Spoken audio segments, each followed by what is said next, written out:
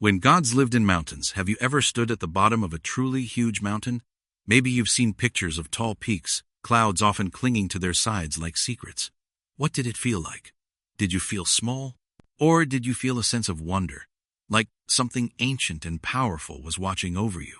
For many people, long ago, that feeling was even stronger. It was so strong, in fact, that they believed these giant landforms were where gods actually lived. Think about it for a moment. Imagine a time before science could explain storms or earthquakes, before weather maps and satellites. The world was a mystery, full of powerful, unpredictable forces. People looked up at mountains, towering over everything else. They saw clouds gathering around the peaks, often bringing rain or sudden, fierce lightning. From these heights, rivers would begin, carving their way down to the valleys, bringing life-giving water. Sometimes, mountains would rumble and shake, even spit fire. It was easy to see why someone might think such a place was special, magical even. So, here's the thing. For many ancient civilizations, mountains weren't just big rocks. They were sacred, holy places. They were seen as bridges between the earth and the sky. They were places where the divine, the powerful beings they called gods, could be found. This idea popped up in many different parts of the world, in cultures that never even knew each other existed.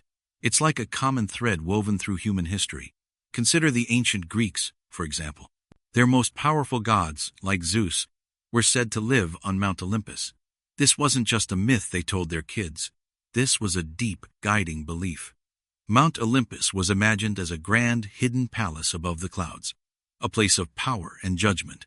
Or think of the people who lived in the Andes Mountains in South America. For them, the mountains themselves were often seen as living deities, protectors, and providers of water. They would offer gifts and prayers to these towering giants. The Japanese revered Mount Fuji, seeing it as a sacred home for spirits and a symbol of their nation. It's a place of quiet strength and beauty. This belief wasn't just about giving gods a cool home. It was a way for people to understand the world around them. It helped them make sense of things they couldn't control or explain. If a god lived on the mountain, then the storms that came from it, the rivers that flowed from it, even the ground that shook, were all messages or actions from these powerful beings. It gave meaning to the unpredictable forces of nature. Here's an example from our own lives that might help you see this. Imagine you have a favorite spot where you feel safe and inspired. Maybe it's a quiet corner in your room, a secret fort in the woods, or a certain bench by a lake. You go there when you need to think, or when you feel really creative. It's a place that feels special to you, almost magical. For ancient people, mountains were like that, but on a much grander scale. They were the ultimate special place for their most important beliefs, a vast, powerful space that connected them to something bigger than themselves. Even today, when we know so much more about how the world works, mountains still hold a special kind of magic, don't they? They remind us of immense power and ancient time. They make us feel small, but also part of something vast and beautiful. This old idea of gods living on mountains shows us something really important about being human. It shows our deep need to find meaning in the things around us, especially the things that awe us and make us wonder. It reminds us that even when faced with huge, mysterious forces, we always try to understand, to connect, and to find a sense of belonging in the great, wide world. The secret power of the sun. Think about the sun. We see it every day, right? A big, bright light in the sky. It warms us up, helps things grow. But have you ever stopped to really think about it? Not just what it does, but what it means. For people long ago, for forgotten civilizations, the sun was much more than just a giant star. It was a secret power, a living force, even a god that shaped their entire world. Imagine living thousands of years ago. No electric lights, no clocks on your phone. Life depended completely on the sun. When it rose each morning, the world woke up. It brought warmth and light. People could work in their fields, hunt, gather food. When it set, darkness arrived, bringing cold and sometimes danger. So, it made perfect sense to think of the sun as incredibly powerful, maybe even as a supreme being that controlled their very existence. Many ancient groups of people, all over the world, felt this way. They saw the sun as the ultimate giver of life. It made their crops grow, meaning food on their tables. It brought warmth, keeping them from freezing. It kept time for them, marking days, seasons, and years with its predictable journey. Without the sun, there was no life as they knew it. Everything would just stop. Think of the mighty Egyptians, for example. They worshiped the sun god Ra as one of their most important gods, the creator of everything. Their pharaohs were often seen as sons of Ra. Or consider the Incas, high in the Andes Mountains. Their sun god was Inti, and they believed their emperor was a direct descendant of Inti. The Aztecs in ancient Mexico also held the sun in supreme regard. They believed their sun god, Huitzilopochtli, needed constant energy to keep the sun moving and prevent the world from plunging into eternal darkness. Their most important ceremonies were dedicated to keeping the sun strong. These weren't just simple stories. These were deep, guiding beliefs that shaped their entire lives. Their towns were built facing the sunrise. Their festivals marked the longest and shortest days. Their art, their rules, their very sense of purpose, everything revolved around the sun and its amazing power. They felt a profound connection, a kind of partnership with the sun. Here's how this powerful idea connects to us even today, in a way we might not always notice. You know how plants grow, right? They take sunlight and turn it into food for themselves. It's called photosynthesis. That sunlight is like the secret ingredient for all life on Earth. Without it, plants wouldn't grow. And if plants don't grow, then animals don't have food, and neither do we. So, even today, the sun is still feeding us, still giving us life, through this amazing, complex, natural process. It's not just a big light bulb in the sky, it's the engine of Earth's life, silent and constant. Or think about how you feel on a cloudy, gray day compared to a bright, sunny one. On a sunny day, maybe you feel more energetic, happier, more ready to do things. That's not just in your head. Sunlight actually affects chemicals in our brains, like serotonin, making us feel more positive. It shows the sun's quiet, unseen power over us, even today, influencing our mood and energy. So, when we look at the sun now, perhaps we can see it a little differently. We might not pray to it or build huge temples for it anymore, but we can remember why ancient people honored it so much. Its fundamental power hasn't changed. It still gives us warmth, light, and life. It still marks our days and seasons, just as it did for those forgotten civilizations. And that's why it matters. It reminds us how deeply connected we are to the natural world. It shows us that something so common, something we often take for granted, holds an incredible, ancient power. A power that connects us directly to the beliefs of people who lived thousands of years ago and to the very pulse of life on our planet.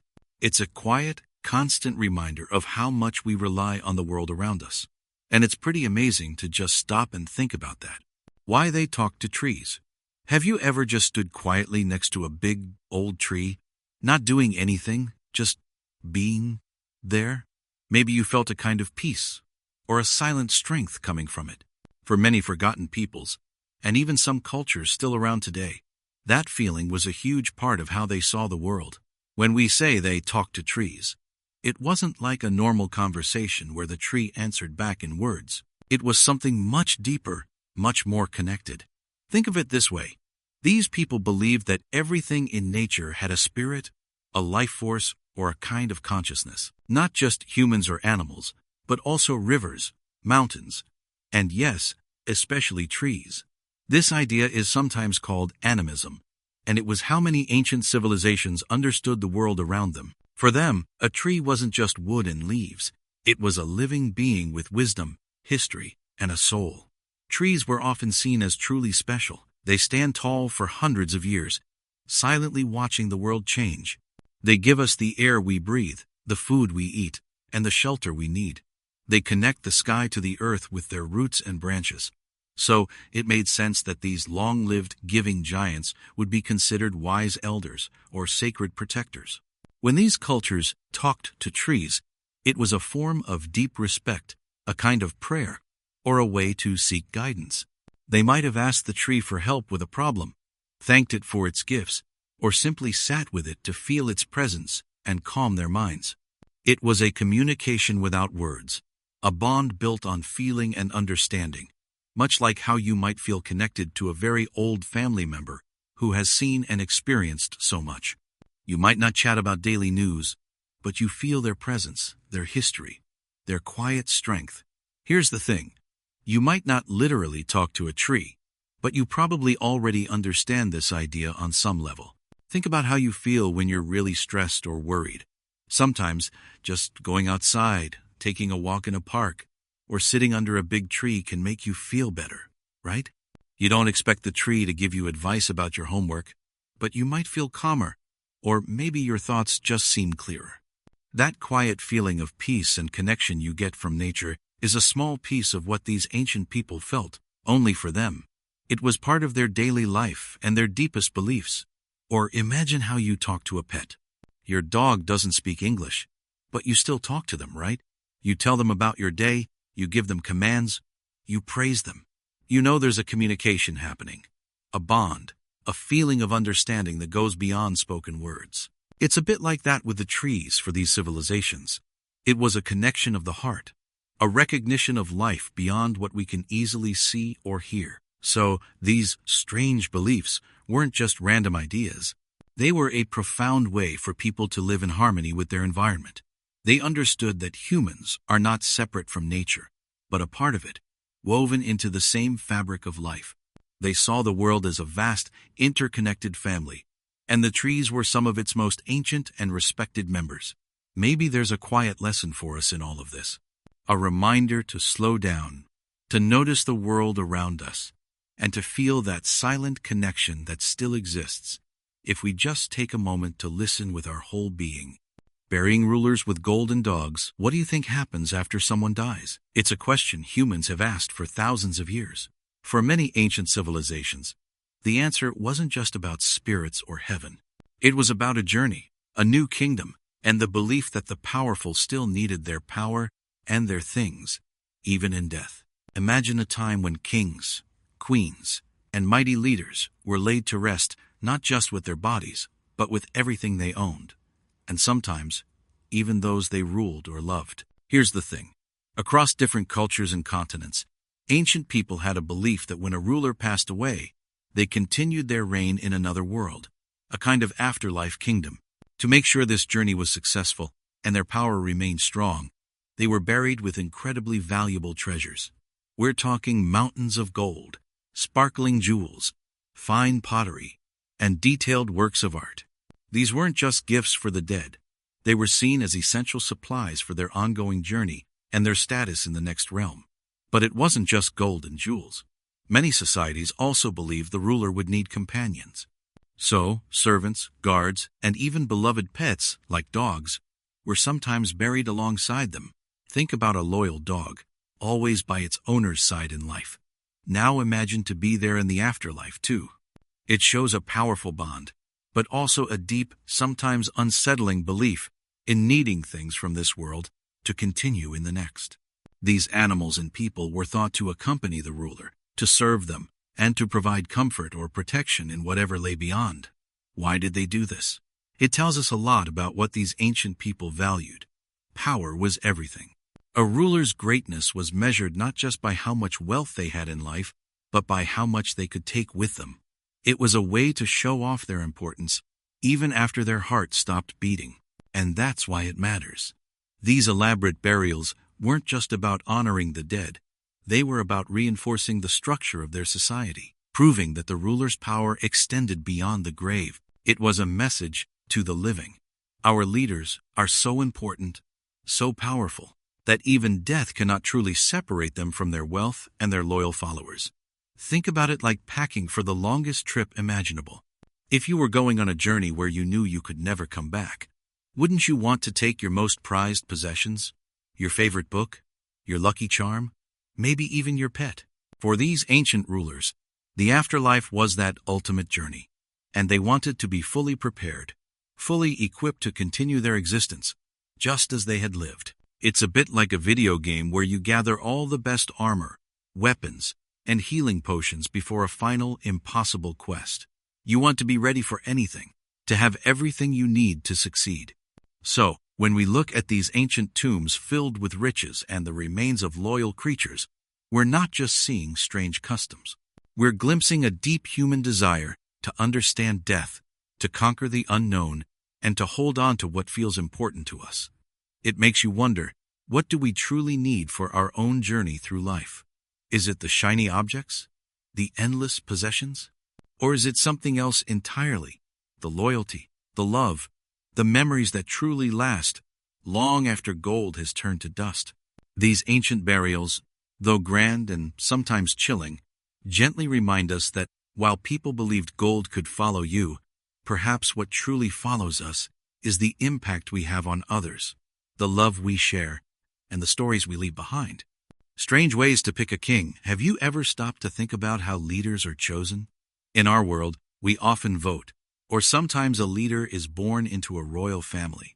But imagine a time, long ago, in civilizations that are now mostly forgotten, where picking a king or queen was a truly strange and unpredictable thing. It wasn't always about being the smartest, the strongest, or even the most popular. Sometimes, it was about something far more mysterious.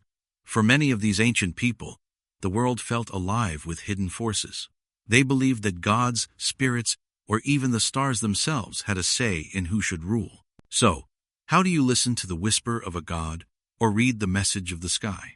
Well, sometimes it meant waiting for a sign. A leader might be chosen because a rare bird landed on their shoulder or because a dream showed them a vision. In other places, a sacred animal might choose the next ruler by approaching them first, as if the very spirit of the land was pointing the way. Consider the idea of divine intervention, where people believed gods directly stepped in. For some, a new king wasn't picked by people at all. Instead, it was thought that the gods themselves would somehow mark their chosen one. This might happen through a bizarre natural event, like a sudden lightning strike near one person but not another, or through a strange prophecy uttered by a respected wise person. The idea was simple. If a god picked you, you had to be the right person. There was no argument. This deeply held belief shaped their entire understanding of power. It wasn't always about mystical signs, though. Sometimes the way to the throne was incredibly dangerous. Imagine a trial by ordeal. This wasn't a court case. This was a physical test, often one that seemed impossible to survive. Perhaps candidates had to walk through fire, or plunge their hand into boiling water, or face a fearsome beast. If they survived, it was proof they were pure, or strong, or simply blessed by fate. It was like saying, if you can survive this, you can lead us. It sounds harsh, and it often was. But for those societies, it proved the leader's special connection to unseen powers or their incredible resilience. Think about how we pick a team captain for a game. Usually, we choose someone who is skilled or fair or good at encouraging others. But what if, instead, the captain was chosen by who could balance the most books on their head while running a lap? That's a strange way to pick a captain, right? It wouldn't make much sense for the role. But for these ancient civilizations, their strange tests did make sense to them, because those tests reflected what they valued most: divine favor, raw courage, or a mysterious connection to their world. Then there were the random selections. Some societies, believing in the power of chance, might have thrown dice or drawn straws. The person who picked the longest straw or rolled a certain number became the leader. It feels incredibly risky to us, a game of pure luck. But for them, it meant that the gods, or fate itself, was making the choice. It removed human bias and placed the burden of selection on something beyond human control. What these strange methods tell us is how incredibly different human beliefs can be. They show us that for every culture, the way they chose a leader reflected what they believed was most important in the universe. Was it strength? Was it divine blessing? Was it just pure, unexplainable luck? These unique ways of picking a king or queen were not just random acts. They were mirrors, reflecting the deepest hopes, fears, and understandings of the world held by people who lived long, long ago. They remind us that there are many ways to see the world, and many paths to power. And perhaps They make us wonder what our own ways of choosing leaders say about us today. The people who feared the moon. Have you ever looked up at the moon on a clear night and felt lost in its beauty? It seems so calm, so peaceful, a silent guardian. But what if, for some people long ago, seeing the moon brought not peace, but a deep, chilling fear? It's hard for us to imagine, isn't it? We know the moon is a giant rock, far away, reflecting the sun's light, and we understand its pull on the tides. But imagine living thousands of years ago, when the world was wilder, more mysterious. The sun brought warmth and light, helping crops grow, a friendly power. But the moon, it came out when the world was dark. Night hunters, shifting shadows, strange sounds, all part of the moon's domain. For many ancient civilizations, the moon wasn't just a light. It was a powerful, unpredictable force. It changed shape, from a thin sliver to a full, glowing disk. These changes were hard to explain. Why did it shrink and grow? What caused eclipses? They didn't have science books. So, they made sense of it using stories and myths, driven by deep feelings. Some believed the moon was a god, a tricky, or even angry one. Its light could bring illness or make people act strangely. Think about the old word lunacy. It comes from luna, the Latin word for moon. People thought the full moon could make someone mad, causing them to lose their mind. This wasn't just an old tale. It was a serious belief based on how they saw people acting. If someone acted odd, if sickness worsened, if crops failed, it was easy to blame that big, watchful eye in the sky. It's a bit like hearing a strange creaking noise in your house at night. It's probably just the house settling, or the wind. But for a moment, your mind might jump to something unknown, something scarier. That small fear of the unknown is a tiny echo of what ancient people felt about the moon, only far bigger. They didn't have answers for everything, so they sought explanations in the most powerful things around them, the sun, the stars, and especially the moon. Think about how a big thunderstorm can make us feel small and afraid. Even if we know what causes it, we respect its power. Now imagine that feeling for something that happened every night, changing its appearance, pulling on the oceans, yet remaining distant and unknowable. It's natural to be wary of things we don't understand, especially things that seem to hold immense power. So, when we look at the moon today, shining brightly, remember those who came before us. Their world was different. Their fears were real, shaped by what they saw and what they didn't understand. The moon hasn't changed, but our knowledge has. That knowledge has lifted a veil of fear, replacing it with wonder. The story of the people who feared the moon reminds us how deeply humans have always tried to make sense of the mysterious world, and how fears are often born from the unknown. It shows how we grew from explaining things through myths to understanding the universe through science. It's a quiet reflection on our journey. Making friends with forest spirits. Have you ever walked into a deep forest?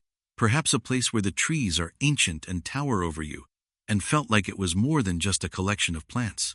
Maybe you felt a quiet presence, or a sense of peace that went deeper than just being outside. It's an interesting thought, isn't it?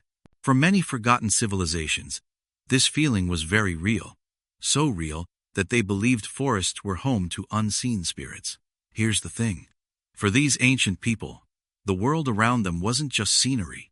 It was alive. Every tree, every river, every mountain seemed to have a kind of spirit or a powerful energy. They saw the forest not just as wood and leaves, but as a living being, a vast, breathing entity. So, making friends with forest spirits wasn't about finding little ghosts in the trees. It was about respecting the forest itself, understanding its power, and living in a way that kept it healthy and happy. It was a deep connection to nature. Think about it like this. If you have a favorite spot in your backyard, maybe an old tree you like to sit under, you probably treat it with care. You wouldn't want to hurt it, because it's important to you. You might even talk to it sometimes, or just feel a strong sense of comfort when you're near it. Now, imagine if that feeling of connection was much, much stronger and extended to every single part of a huge, wild forest. That's a bit like how ancient cultures viewed their environment. They believed these places had a life force, a soul, that could help or harm them. For civilizations that live by hunting or farming, the forest was everything. It gave them food, shelter, and materials to build their homes. It was also a place of danger, full of wild animals and unknown paths. So, it made sense to them to think of the forest as a powerful being that needed to be honored. They would offer gifts, sing songs, or perform special dances to show their respect. They wanted to make sure the spirits were pleased, so the forest would continue to provide for them and keep them safe. It wasn't about magic tricks. It was about living in balance, knowing they were part of something bigger. You can see hints of this idea even today.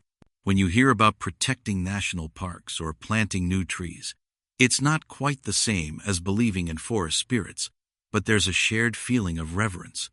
It's about valuing nature not just for what it gives us, but because it has its own importance and beauty. Just like how we learn about respecting others, ancient peoples learned to respect the natural world around them. The deep understanding of these civilizations reminds us of something powerful. It tells us that feeling connected to the earth is not a new idea. It's a very old human experience. Maybe the spirits were a way for them to understand the wonder and mystery of nature, and to remember that we are all part of a giant, interconnected web of life. Thinking about forest spirits can help us slow down, observe the world around us more closely, and perhaps find a deeper sense of belonging in the natural places we visit. It's a quiet invitation to see the world with more wonder and to treat it with more care. They're weird rules for daily life. Imagine a world where your everyday actions, from what you eat for breakfast to how you say hello, were shaped by invisible forces or ancient gods. Sounds strange, right? Yet, for many forgotten civilizations, this wasn't just a fantasy. It was their reality. Their beliefs weren't just ideas they thought about in their heads. These beliefs became the very rules for how they lived, day in and day out. When we talk about weird rules, we're really looking at how deep their faith went. These were not just suggestions or good manners. They were often strict laws, sometimes even rituals, that people followed to stay safe, to honor their gods, or to keep their world from falling apart. Think of it like this. For us, we have rules like stopping at a red light or raising your hand in class. But imagine if those rules came from a deep spiritual reason, not just for safety or politeness. Why did they have such specific, sometimes odd, rules? Well, these civilizations lived in a time when many things were a mystery. They didn't have science to explain why crops failed, why people got sick, or why the sun rose each day. So, they created stories and beliefs to make sense of the world around them. They thought that if they acted in certain ways, they could influence these big, powerful forces. They believed their actions had a direct link to the heavens, to their ancestors, or to the balance of nature itself. So, a rule about what kind of animal you could eat, or what color clothes you wore on a specific day, wasn't just a silly tradition. It was a serious effort to keep their world in order. It was a way to show respect to their deities. It was a method to protect themselves from unseen dangers, or to bring good fortune to their village. These daily rules were like the instructions for living a good life, a life that was in harmony with their gods and the world as they understood it. It was their way of creating structure, a kind of social glue that held their communities together and gave meaning to their lives. Here's an example we might understand. Think about a team sport like basketball or soccer. Everyone on the team has to follow the rules, even if some of them seem a bit odd to someone who doesn't play. You can't just pick up the ball and run with it in soccer, right? That rule makes the game fair and makes it work. For these ancient people, their daily rules were like the rules of the game of life itself. They believed following these rules ensured their community functioned smoothly and stayed in harmony with what they saw as powerful, unseen forces. If you broke a rule, it wasn't just about getting in trouble with a person.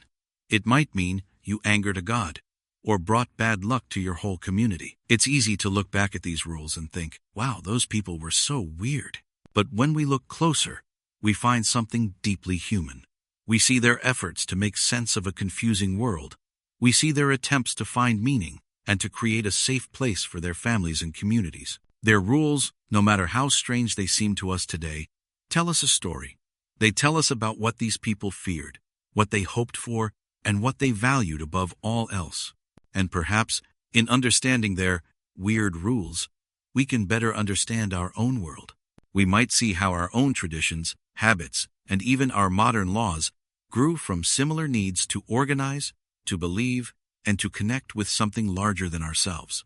It reminds us that while times change and beliefs evolve, the human need for order, for meaning, and for belonging remains a constant thread through all of history. So, when you think about these lost worlds, don't just see the strangeness. See the effort, the hope, and the deep human desire to find a way to live, day by day, in a world full of mystery. How they tried to stop the rain.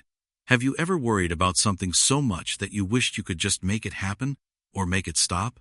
Maybe it was rain on a day you had outdoor plans.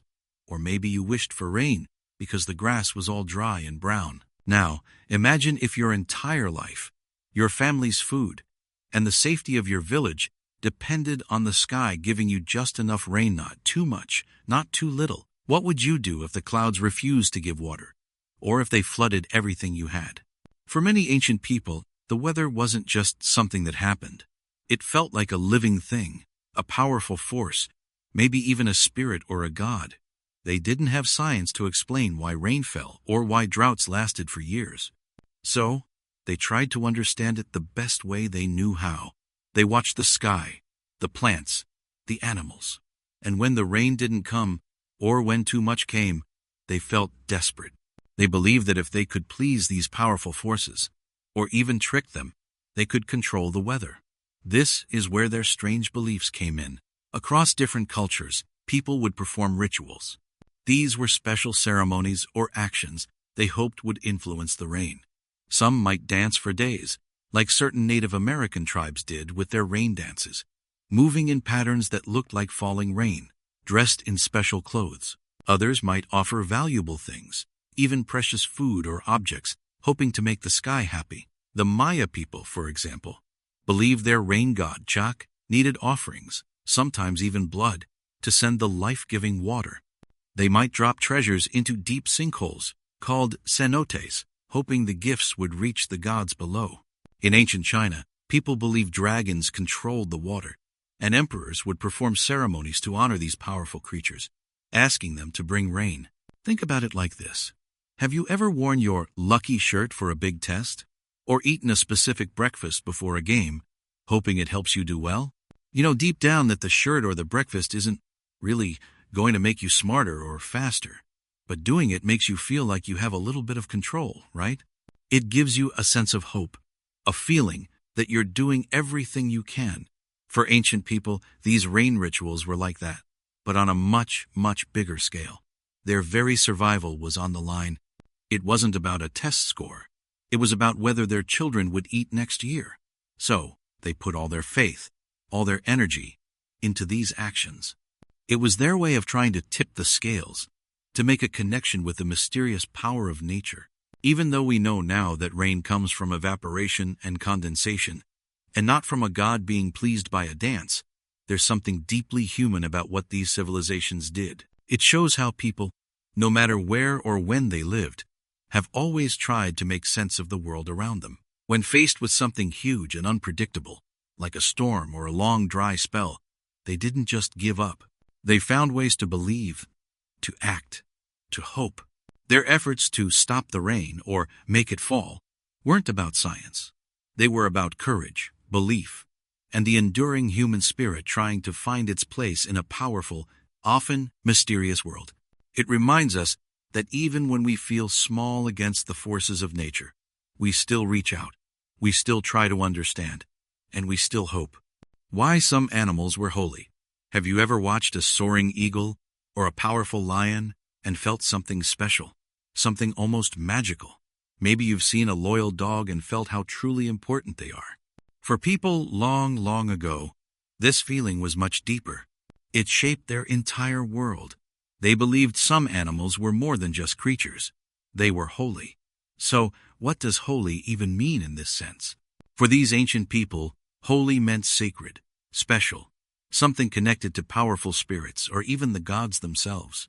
It was about seeing a piece of the divine, or a powerful message, in a living being. They weren't just petting a cat or riding a horse. They were interacting with something that held immense meaning. Imagine living thousands of years ago, when your very life depended on knowing the forest, the river, the animals around you. There was no internet, no books full of scientific facts. People learned by watching. They saw that animals could do things humans couldn't. Birds could fly high in the sky, reaching places humans could only dream of. Fish could breathe underwater. Large animals like bears or elephants had incredible strength. Animals could find food and water when humans struggled. They seemed to possess secrets, special abilities that humans didn't have. Because people back then didn't have scientific explanations for things, they often looked to spirits or gods for answers. If an animal was incredibly strong, it must be blessed by a god of strength. If a snake shed its skin and seemed reborn, it spoke of endless life. If an owl could see in the deepest night, it held wisdom beyond human understanding. These animals weren't just admired, they were revered. They were seen as messengers, protectors, or even earthly forms of gods themselves. Think about superheroes. They have powers we don't, right? Super strength, the ability to fly. Seeing in the dark, we might look up to them, feel inspired by them. Now, imagine a time when people didn't have science or comic books. They saw these same kinds of superpowers in animals. But these powers were real. They were happening right in front of them, every single day. A swift gazelle, able to outrun any danger, might be seen as blessed by a speed god. A clever fox, always finding ways to survive, might be thought to carry the spirit of cunning. This wasn't just about admiring strength or speed, though it was also about survival. If you saw a mighty buffalo providing food and hide for your whole tribe, you respected it deeply. If a wolf taught you how to hunt, or a bird's call warned you of danger, you understood their vital role. This deep connection, this reliance on animals for life itself, grew into a profound respect and, eventually, a sense of sacredness. It was a way of making sense of their world, a world where the line between natural and supernatural was very thin. They weren't just respecting the animal, they were respecting the forces of nature, the life and death, the mystery that the animal represented. In a way, honoring these animals was a way of honoring life itself, and the powerful, unseen forces that seemed to guide it. It showed their wonder at the world around them, their attempt to understand the big questions. Even today, we often feel a special pull towards animals. We see their wild beauty, their raw power, their simple ways of being. Maybe, just maybe, these ancient people weren't so different from us. They saw wonder in the world, awe in the natural power around them. And when they saw a creature that seemed to hold a piece of that power, they simply called it holy. It was their way of saying, this creature is special. It carries a secret about life. Finding fortune in the stars, have you ever looked up at the night sky, at all those tiny, glittering lights, and wondered what they might know?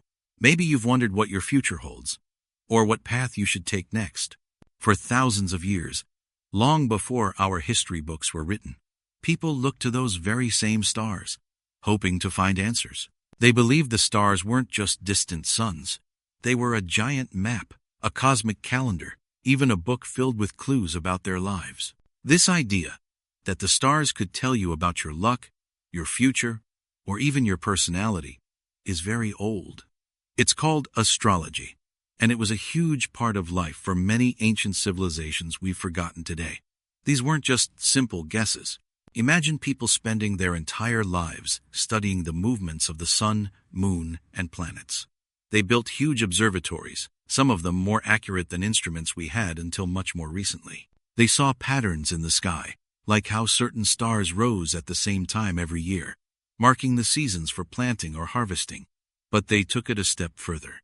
They believed these patterns also whispered secrets about human events. For them, the sky was alive. Every planet, every constellation had a meaning, a power. If a certain planet was in a specific part of the sky when you were born, they believed it shaped who you would become. If a comet suddenly appeared, it might warn of a great flood or a terrible war. Kings and queens wouldn't make a single important decision, like going into battle or marrying off their children, without first consulting their star readers.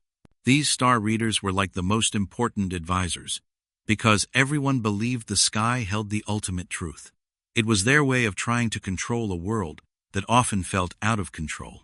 It was their science, their religion, and their hope all rolled into one. Think about it like this. When you're trying to decide something important, like what high school to go to, or what classes to pick, you might ask your parents, your teachers, or older friends for advice. You look for clues, for information, anything that might help you make the best choice. For people long ago, the stars were that ultimate source of advice. They didn't have the internet or big libraries full of books on every topic. So, when life felt uncertain, when they faced a big problem or a big decision, they looked up. They looked to the sky, hoping to see a sign, a glimmer of what tomorrow might bring. It was a comforting thought, wasn't it? That somewhere out there, in the vastness above, there was a plan, and you just needed to learn how to read its ancient script. And that's why it matters to us today. Even if we understand the stars differently now, knowing that people once sought their fortunes in the heavens reminds us of something deep inside all of us. It's the human need to understand, to predict, to find hope in the face of the unknown. It's the constant search for meaning, for a connection to something larger than ourselves. The desire to know what comes next, to feel a guiding hand, to believe that even in the vast, dark emptiness of space, there might be a whisper of your own story waiting to be told. The stars, then and now, invite us to dream, to wonder, and to keep searching for our place in this incredible universe. The truth about their creation story. Have you ever stopped to wonder, really wonder, where everything came from? Not just your family or your town, but the whole wide world. The sky above, the ground beneath your feet, every single living thing? It's a question that has puzzled people for thousands and thousands of years. Before science could explain big bangs or evolution, how did humans make sense of it all? This is where creation stories come in. Think of a creation story as a very old, very important tale that a group of people tells about how the world, and they themselves, came to be. It's their answer to those giant questions about beginnings. These stories aren't always meant to be taken literally, like a science textbook. Instead, they often carry deeper meanings. They explain not just how things started, but why. Why are we here? What is our purpose? What does it mean to be human? Almost every civilization, from the tiniest ancient village to the largest empires, had one. The Egyptians had stories about gods creating the world from a watery chaos. The Norse people believed giants and cosmic ice formed the universe. Indigenous peoples around the world have tales of spirits, animals, or even single beings shaping the land and life as we know it. These stories weren't just bedtime tales. They were the very foundation of their beliefs, their understanding of right and wrong, their rules for living, and their connection to the past and the future. Imagine your favorite superhero's origin story. It tells you how they got their powers, why they became a hero, and what drives them. That story isn't just about cool powers. It explains their entire character, their values, and their mission. A creation story works like that for an entire group of people. It gives them a shared origin, a common beginning that links them all together. It tells them who they are as a people, what their special place is in the world, and what responsibilities they have. Think about a time you tried to understand something really complicated, maybe a tough math problem, or why a friend acted a certain way. You probably tried to build a story in your head to make sense of it, right? You looked for a beginning, a middle, and an end. That's a bit like what ancient people did with the universe. Faced with the vast, mysterious world, they crafted narratives to bring order to chaos, to explain the sun, moon, stars, seasons, and even death. These stories gave them comfort, a sense of belonging, and a map for living in a confusing world. The truth in these stories isn't about whether a giant actually built the mountains, or if a specific animal truly spoke. The truth lies in what the stories taught people, what values they held dear, and how they understood their place in the universe. They taught people about courage, sacrifice, the importance of nature, or the consequences of greed. They explained why certain traditions were followed, or why certain places were sacred. So, when we look at these forgotten civilizations and their strange beliefs, We aren't just looking at old myths. We are seeing humanity's ancient, shared effort to understand existence itself. We see their deepest questions and their most heartfelt answers. Every one of these stories, no matter how different, reminds us that all humans, across all time and all places, have always looked up at the stars and asked, "Where did we come from?" And in that shared question, we find a powerful connection to every person who has ever lived. When death wasn't the end, have you ever stopped to think about what happens after we die? Most of us might imagine a final farewell, a quiet ending. But for countless people throughout history, death wasn't seen as an end at all. Instead, it was often viewed as a journey, a transformation, or even a new beginning. Imagine living in a world where the idea of goodbye forever didn't really exist. For many ancient civilizations, the line between life and death was much blurrier than it is for us today. They deeply believed that even after the body stopped breathing, something essential, spirit, a soul, or a kind of energy continued on. This wasn't just a hopeful thought. It was a core part of how they understood the entire world. Think about the ancient Egyptians, for example. When someone important passed away, they went to incredible lengths to prepare them for what they called the afterlife. They would carefully preserve the body through mummification, place treasures and everyday items in elaborate tombs, and even paint stories on the walls. Why? Because they believed the person's soul needed these things for their journey and continued existence in the next world. It wasn't about burying the dead and forgetting them. It was about equipping them for a new chapter. To them, death was like stepping through a doorway from one room to another, not shutting the book completely. Or consider cultures that believed in reincarnation. This idea suggests that when you die, your spirit doesn't just go to a single, fixed afterlife, but actually returns to Earth in a new body. It could be another human, an animal, or even a plant. The cycle of life, death, and rebirth was a continuous loop. The goal was often to learn lessons and grow through many lifetimes, eventually reaching a state of peace or enlightenment.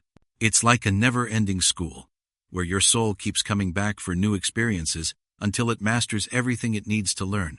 So, how can we understand this idea of continuation? Think about something you might see in nature. A caterpillar. A caterpillar crawls along, eating leaves, living its life. Then, it wraps itself inside a chrysalis. For a while, it seems like nothing is happening inside, almost as if the caterpillar is gone. But it's not gone. It's transforming. Inside that chrysalis, the caterpillar is completely changing, rearranging itself, until it emerges as a beautiful butterfly. The caterpillar didn't die, it changed form. It's the same living thing, but it's now something entirely new and able to do different things, like fly. Many ancient beliefs about death are a bit like that butterfly story. The physical body might stop, but the essence, the unique part of who someone was believed to continue in a different form or a different place. These beliefs weren't random guesses. They often grew out of people's observations of the natural world, the sun setting and rising again, seasons changing, seeds dying to give birth to new plants. Life seemed to be a cycle, not a straight line with a definite end.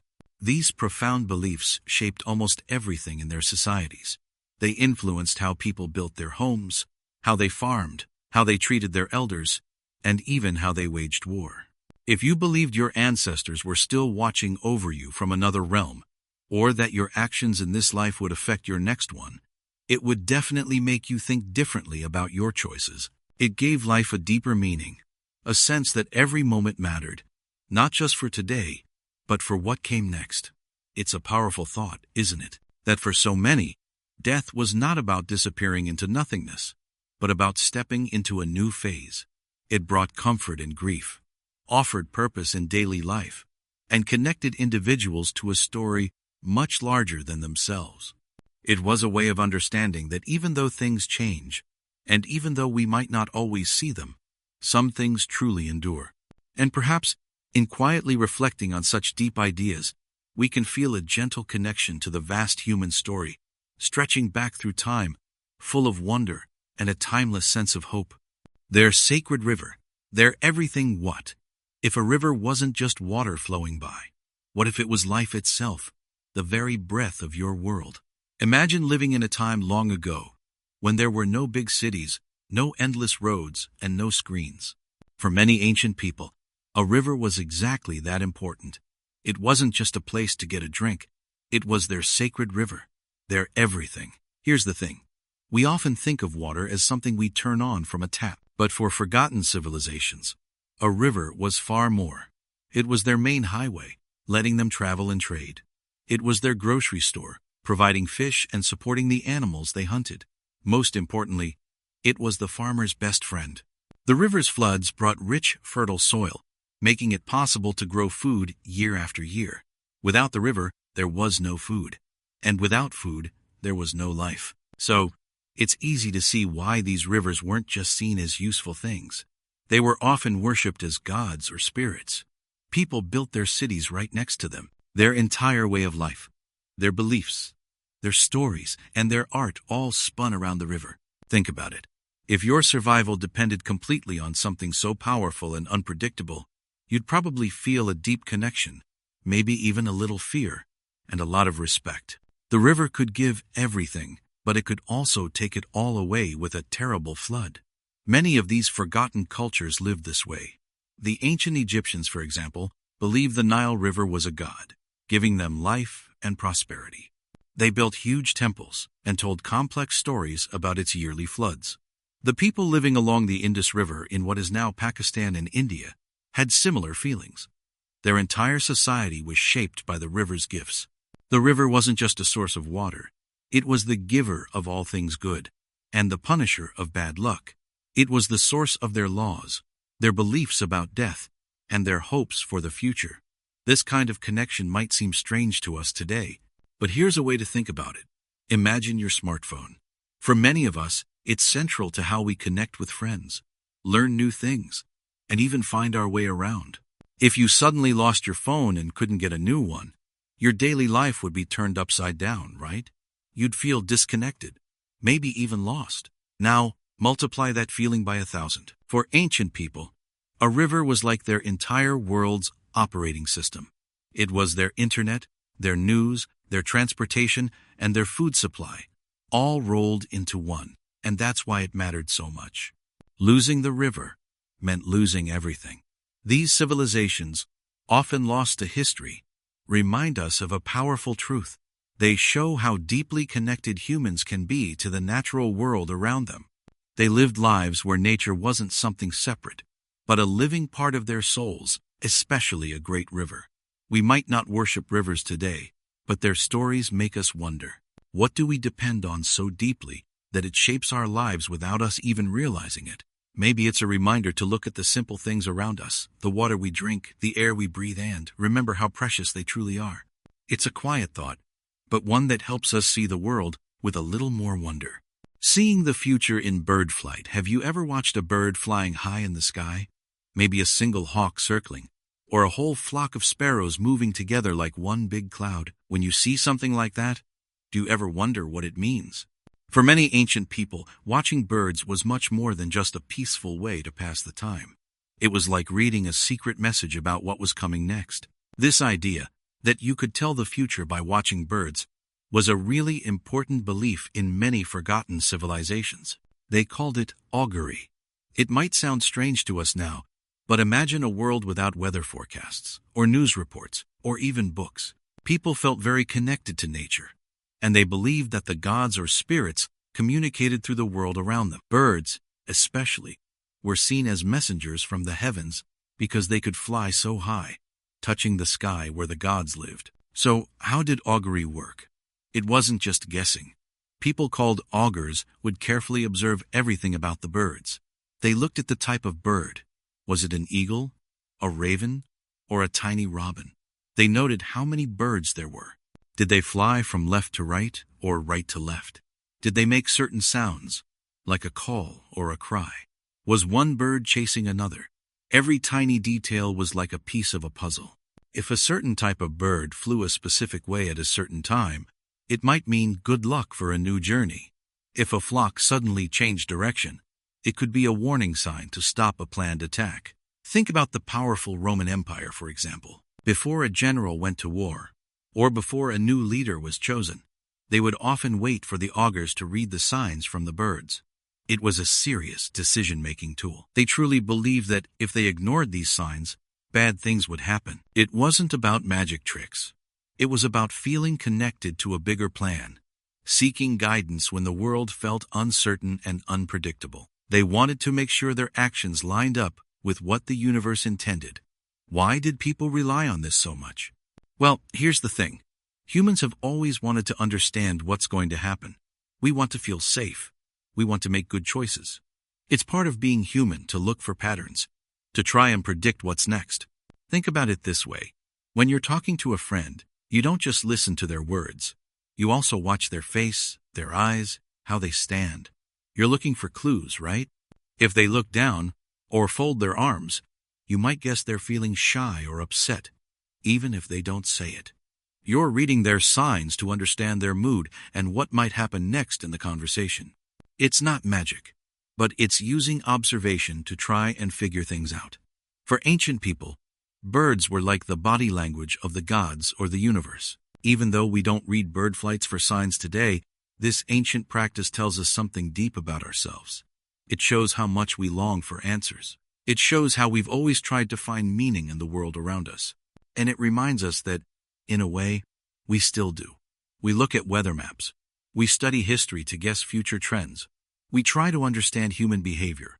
We are still curious creatures, looking for signs, listening for whispers, hoping to find our way in the vast, wide world. And sometimes, just watching a bird fly can still make us feel a quiet connection to something much bigger than ourselves. Wearing charms for good luck. Have you ever had a favorite hat you wore for good luck on a test, or a special bracelet that made you feel brave? Maybe it was a lucky coin, or a particular pair of socks you believed helped your favorite team win. Think about that feeling. Why did you choose that item? What power did you think it held? For thousands of years, in cultures all over the world, people have held onto similar beliefs about certain objects. They believed these things could bring them good fortune, keep them safe, or connect them to something powerful beyond themselves. This is the idea behind wearing charms for good luck, a practice as old as humanity itself.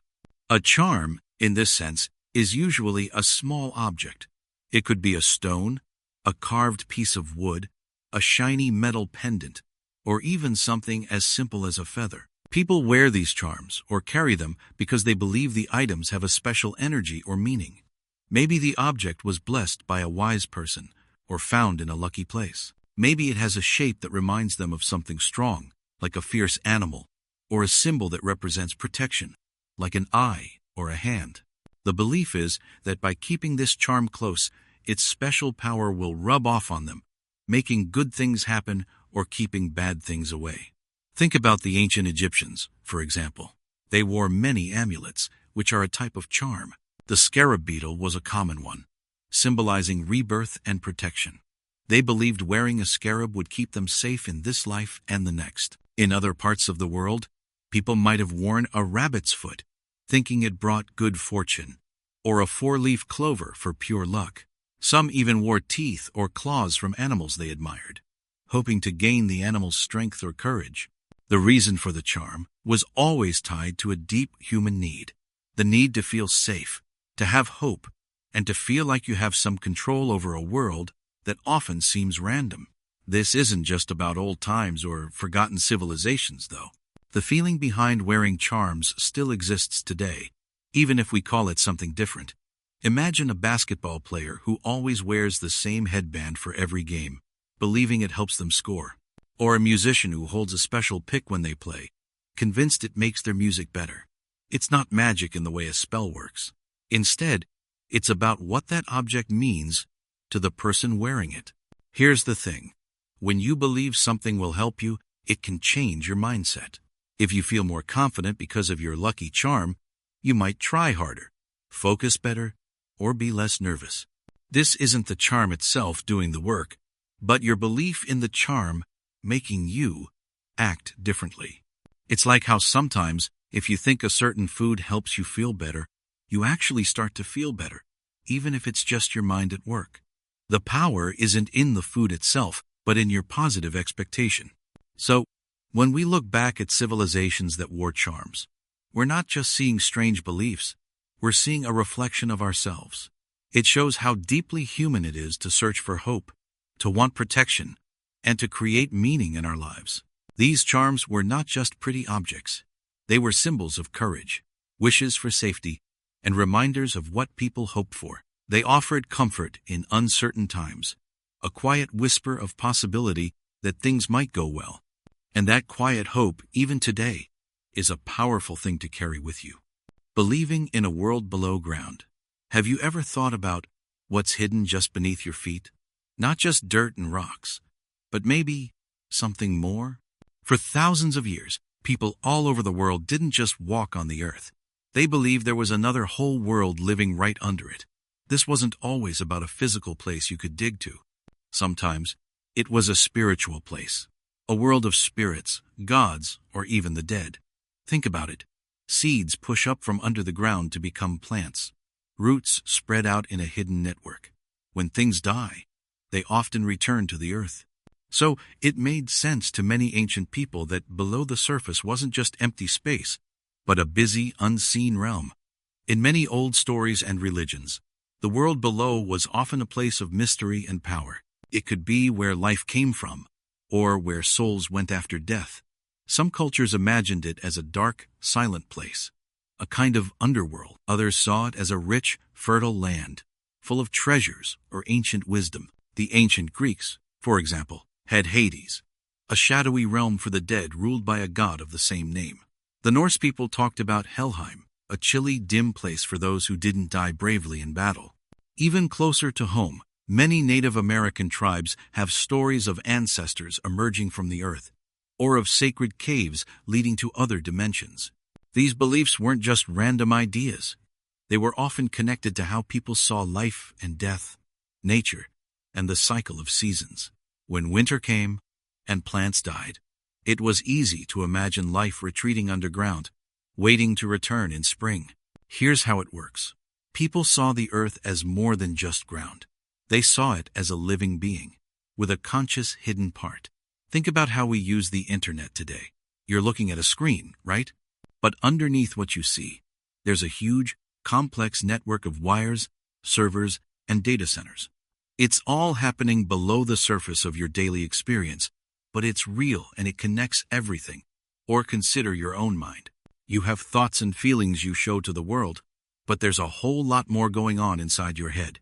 Memories, dreams, fears, secret hopes that no one else can see. It's like your own personal underground world of thoughts. Just like our minds or the internet, these ancient beliefs about a world below ground tried to make sense of things that were unseen but felt powerful and important. They were ways to explain where things came from, where they went, and what mysteries lay beyond what we could touch or see. These beliefs tell us something deep about humans.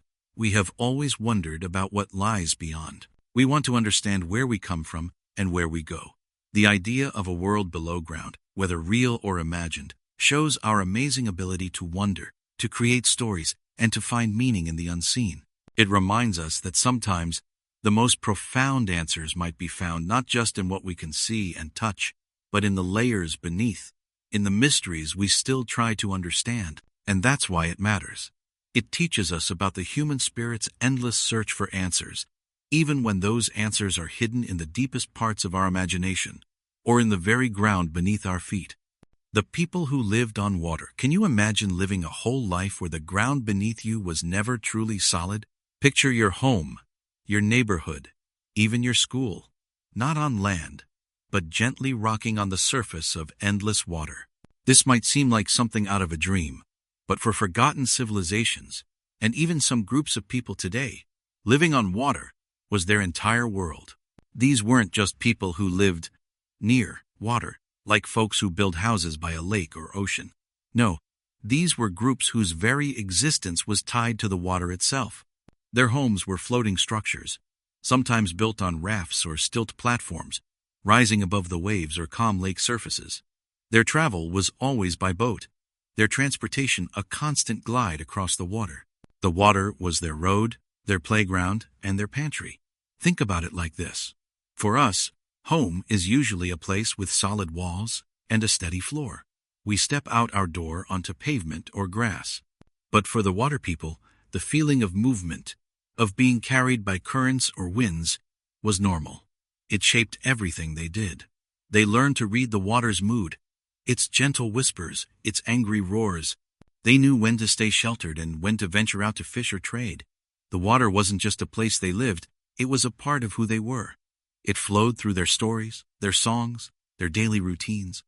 Consider the Bajau people, sometimes called sea nomads. For generations, they lived almost entirely on traditional boats or in stilt houses over the coral reefs of Southeast Asia. Their connection to the ocean was so deep, some elders couldn't even walk properly on land because they were so used to the constant motion of the waves. Their entire community, their family, their whole sense of belonging was found in that vast blue expanse.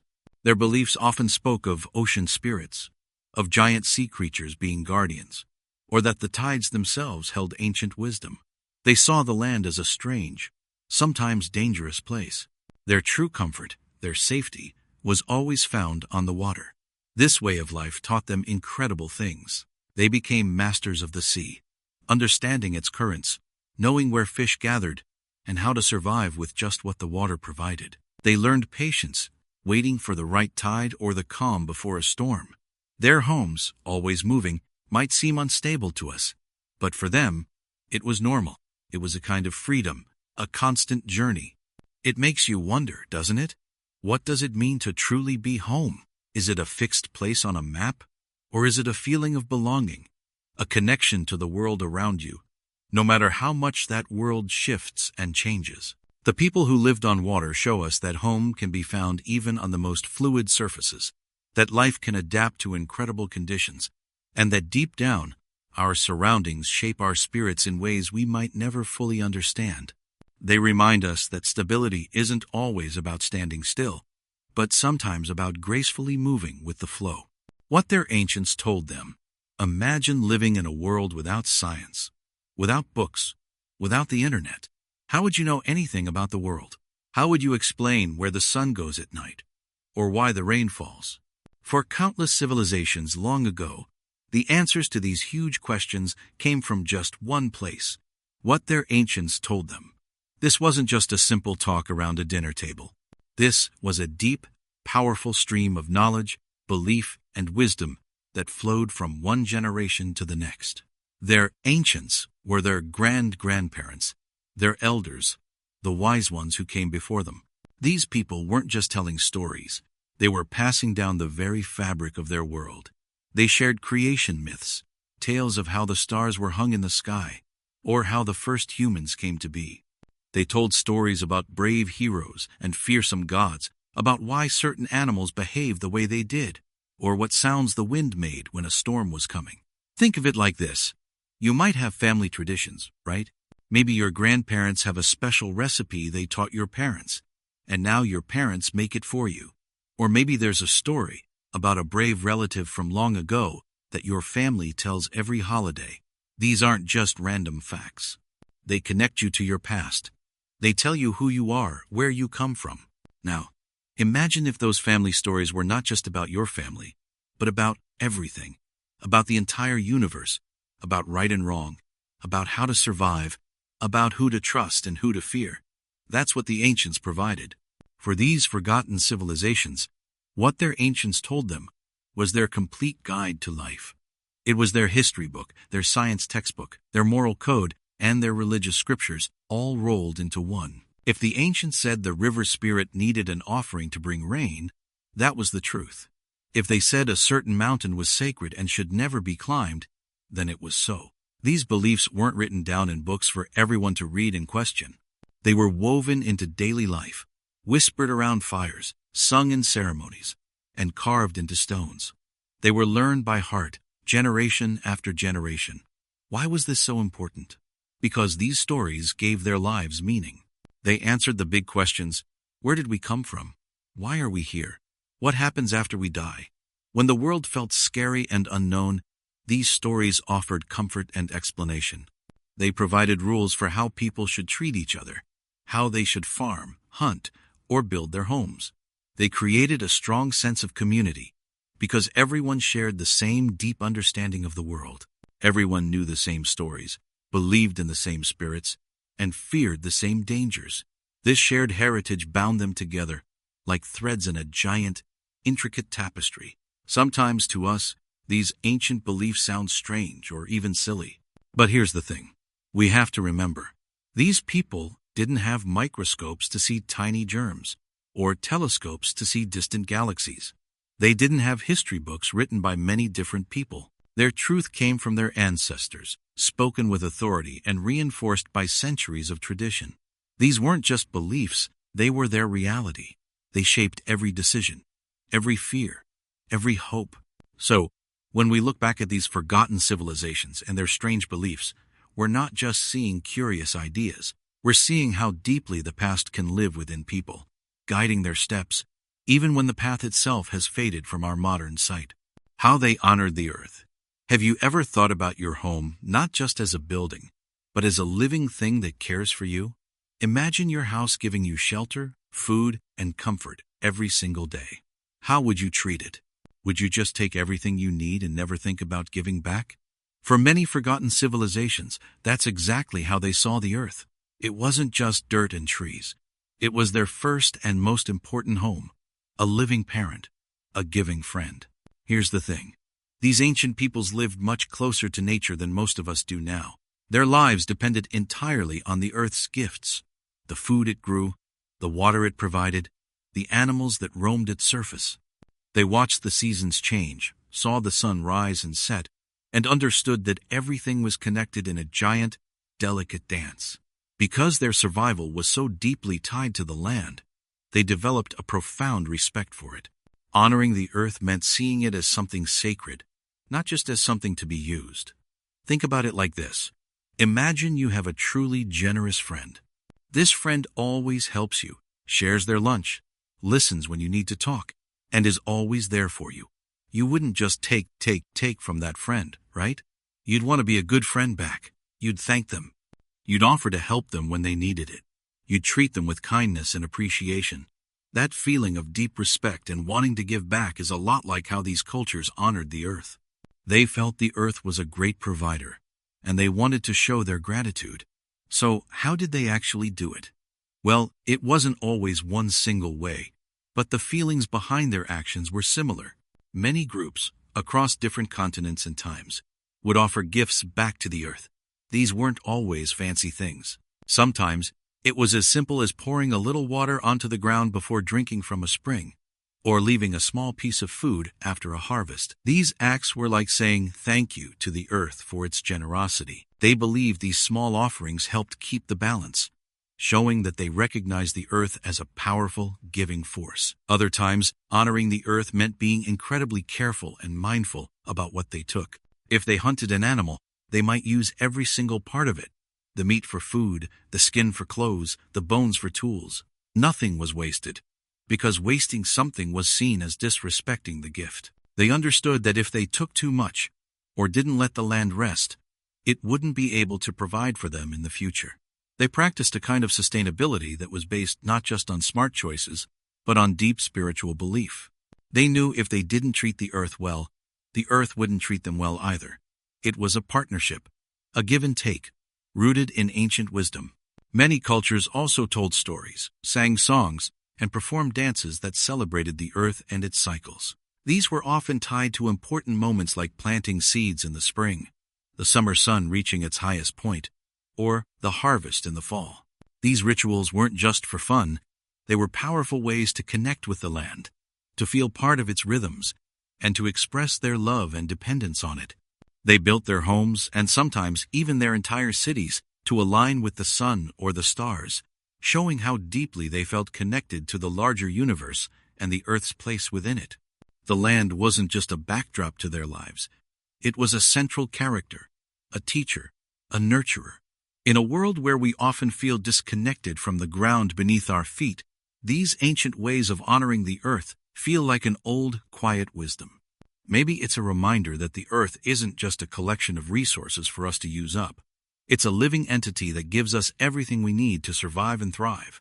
When we truly honor it, not just with big actions, But with small moments of gratitude and care, we begin to feel a deeper connection to our planet and to ourselves. It's a quiet feeling of respect, a soft understanding that we are all part of this vast, interconnected home. Whispering to the winds. Have you ever stood outside on a day when the wind really picked up? Not just a soft breeze, but a rushing, whistling, maybe even howling wind? It can feel like it's saying something, right? Not with words you understand, but with a mood, a feeling, a deep sigh, or a hurried whisper, or a mighty roar. For many forgotten civilizations, that feeling was not just imagination. They truly believed the wind carried messages. It wasn't simply moving air, it was a living voice, a messenger from realms beyond human sight. These ancient peoples, in cultures we barely remember today, didn't have scientific ways to explain weather, or the changing seasons, or why crops sometimes failed. They lived in a world where nature's power was immense and its workings were mysterious. So, when things happened, big, powerful things like a drought that dried up their rivers, or a sudden, fierce storm that destroyed their homes, they looked for answers. They needed meaning in a world that often felt unpredictable and confusing. And the wind, invisible but so powerful, became one of the most important voices they listened to. It touched everything, went everywhere, and its sounds changed constantly. It could bring the scent of rain from far away, or the chill of winter's coming, or the warmth of summer. To them, these were not just natural occurrences. They were signs. Imagine a community relying entirely on their crops, watching the sky for rain. If the wind blew from a certain direction, carrying the damp smell of distant clouds, it might be seen as a promise from the sky gods. If it suddenly shifted, becoming dry and hot, it could be a warning of hardship to come. Wise elders, shamans, or spiritual leaders would often go to high places, mountaintops, open plains, or ancient stone circles, places where the wind truly sang and swirled. They would listen, not just with their ears, but with their whole being, trying to translate these wild, unseen movements into guidance for their people. Was it time to plant? Was danger lurking just beyond the horizon? Should they move their homes to safer grounds? This idea of whispering to the winds wasn't about talking to the wind like you talk to a friend. It was about listening for signals, about finding patterns, about seeking connection with forces bigger than themselves. Think about a time when you felt really confused or worried about something big. Maybe you had a tough decision to make, like choosing which high school to go to, or figuring out how to handle a disagreement with a close friend. You might feel a strong desire for a clear sign, right? You might wish for something, anything, to just tell you what to do. You look for clues. Maybe a song comes on the radio at just the right moment, and its words seem to speak to your situation. Or someone says something that just clicks, and suddenly, you see things differently. That deep human need for guidance, for a sign that you're on the right path, for comfort in uncertainty, that's a lot like what these ancient people felt. They didn't have textbooks, or internet searches, or even many people to ask for advice. So, they looked to the vast, powerful world around them. The wind was a constant companion, always there, always moving, always, in their belief, whispering. It wasn't a silly belief. It was their way of making sense of life, of finding meaning in the unknown. It was how they felt connected to a world that often seemed huge and unpredictable. It was about believing that even in the vastness, there was a guiding hand, a voice, a presence watching over them, speaking to them. It helped them feel less alone, less afraid. Today, we understand wind very differently. We know it's moving air, caused by pressure and temperature changes. Science gives us many answers. But the human heart, the human mind, they haven't changed that much. We still seek meaning. We still look for guidance. We still wonder about the big questions of life, about our purpose, about what comes next. Maybe the whispers we hear today are different. Maybe they are the quiet thoughts that rise in our own minds when we are still. Maybe they are the wise words we find in a book, or the deep understanding that comes from talking with someone we trust. Or maybe they are just the calm feeling we get after taking a deep breath and truly listening to our own intuition. But the act of listening, of trying to understand the world around us and our place in it, That timeless human journey began long, long ago, with people quietly listening to the winds. It reminds us that all humans, no matter when or where they lived, have sought comfort and understanding in the vast, wide world, trying to hear its endless, gentle whispers. The village that vanished for a belief. What if an entire town, everyone you know, your family and friends, suddenly decided to leave everything behind? Not because of a war, or a flood, or a terrible illness, but because of an idea? It sounds strange, doesn't it? But for some forgotten civilizations, the power of a shared belief was so strong that it could lead a whole village, a whole community, to simply vanish from the world as others knew it. Think about it. How deep can a belief go? We're talking about something far more than just a thought or a quick opinion. This is about a core understanding of the world, a deep conviction that shapes everything. For these ancient groups, their beliefs weren't just about what happened after death, or who their gods were.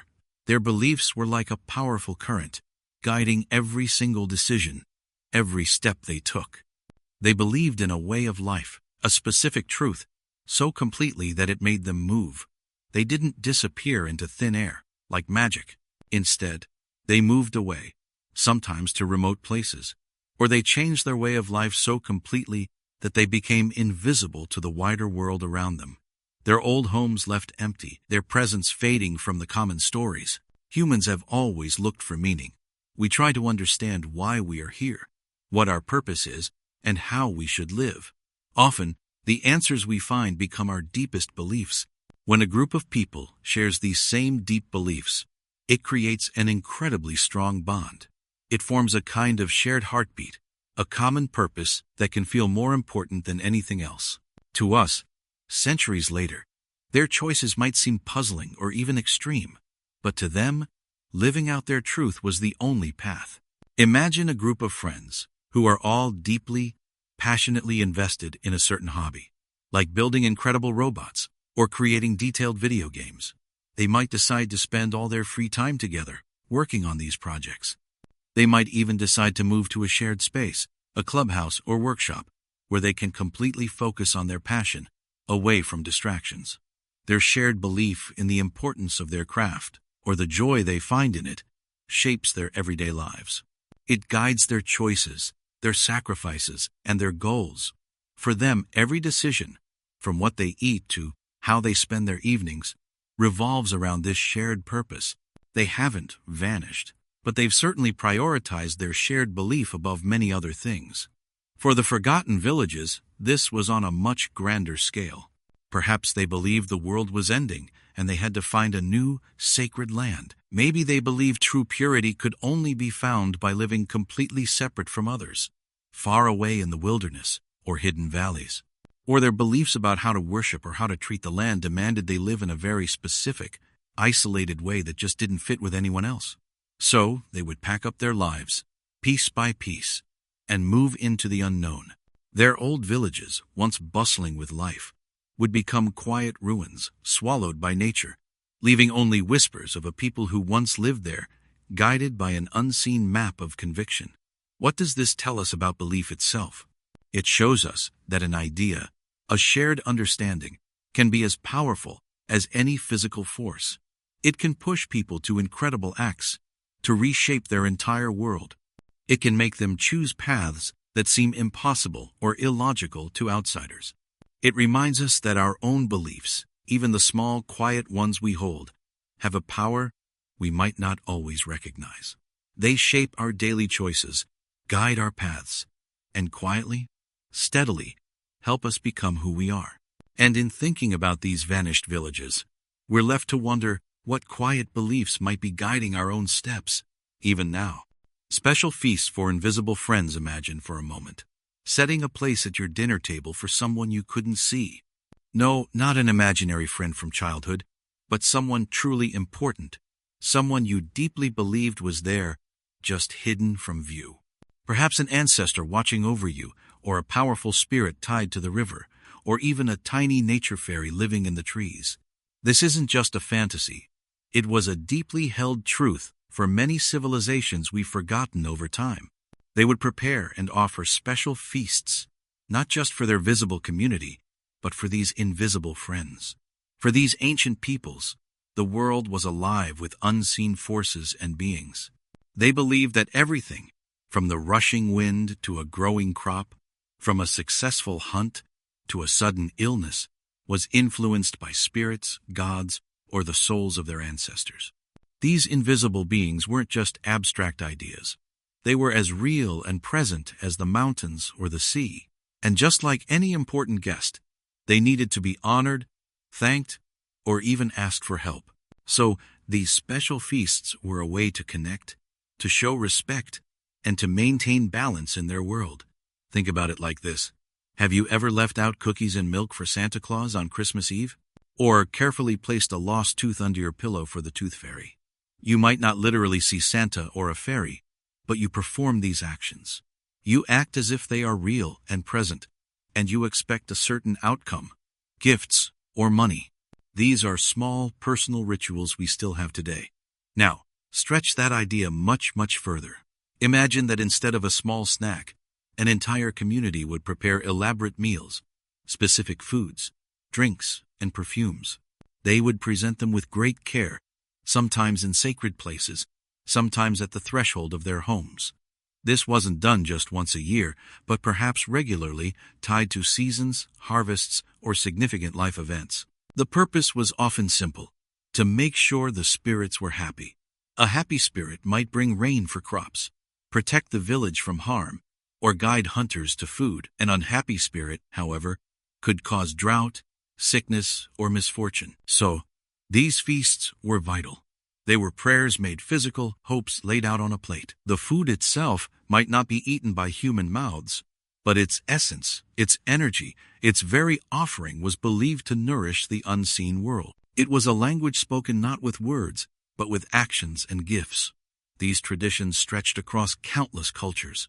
Some tribes in ancient North America offered tobacco and corn to the spirits of the land before planting. In parts of ancient Asia, families left meals for their ancestors, believing the spirits of the dead needed sustenance to continue their journey or to bless the living. In ancient Rome, people offered food and wine to their household gods, the lares, for protection. Each offering was a thread in the invisible web that connected humans to the mysterious forces they felt around them. It showed their deep belief that humans were not alone, that there was a constant, unseen interaction shaping their lives. So, when we look back at these forgotten civilizations, their special feasts for invisible friends teach us something profound. They show how humans, across all times and places, have tried to make sense of the world, especially the parts they couldn't fully understand or control. They sought connection, comfort, and purpose in the vast unknown. These rituals were not just strange beliefs. They were acts of profound hope, a way to navigate life by reaching out beyond what our eyes can see, to acknowledge a deeper, hidden reality they felt was always there. It reminds us that even now, in our own lives, we often find comfort and meaning in the things we believe in, even if we can't touch or see them directly. When everything had a soul, have you ever looked at an old, wise tree and felt like it was watching you? Or maybe you've had a favorite stuffed animal that seemed to understand your feelings, almost like it had a secret life of its own. For thousands of years, long before our modern world with its bright screens and busy streets, many people believed something truly profound. They believed that everything had a soul. This idea is called animism. It's one of the oldest ways humans tried to understand the world around them. It wasn't just about people having souls, or even animals. In an animistic world, a flowing river wasn't just water moving. It was a powerful spirit, a living being with its own will and temper. A towering mountain wasn't just a big rock. It was an ancient guardian, holding deep secrets, sometimes sleeping, sometimes awake. The wind wasn't just air moving. It was a breath, a voice, carrying messages from unseen spirits across the land. Think about a time you walked through a quiet forest. Did you feel something special there? A sense of peace, maybe, or a quiet energy? For someone living with an animistic view, that feeling wasn't just in their head. It was the presence of the forest spirits, the souls of the trees, the ground, and every small creature. Every rock, every plant, every cloud, every star. all had their own distinct spirit, their own spark of life. Even things we think of as not alive, like tools or weapons, could be seen as having a spirit, especially if they were used for important tasks or passed down through generations. Why did people believe this? Part of it was trying to make sense of a world that often felt unpredictable and mysterious. If the river had a spirit, you could talk to it, make offerings, and ask for safe passage. If the animals had spirits, you treated them with respect, understanding that they were not just food, but fellow beings. This way of thinking connected humans deeply to nature. They didn't see themselves as separate from the natural world, but as a part of a vast, living web, where every strand had a spirit and a voice. It meant feeling less alone, knowing that even the smallest pebble had an inner life, a story to tell. Here's a way to think about it today. Imagine your favorite piece of music. It's just sounds, right? But doesn't it feel like it has a mood or a spirit? It can make you feel happy, sad, or excited, almost like it's a living thing affecting your emotions. Or consider a favorite, well-worn book. It's just paper and ink. But for you, it might hold a special kind of magic, a personality all its own because of the stories it contains and the memories you have with it. We give these objects a kind of inner meaning, an aliveness in our minds, even if we don't think they have a literal soul.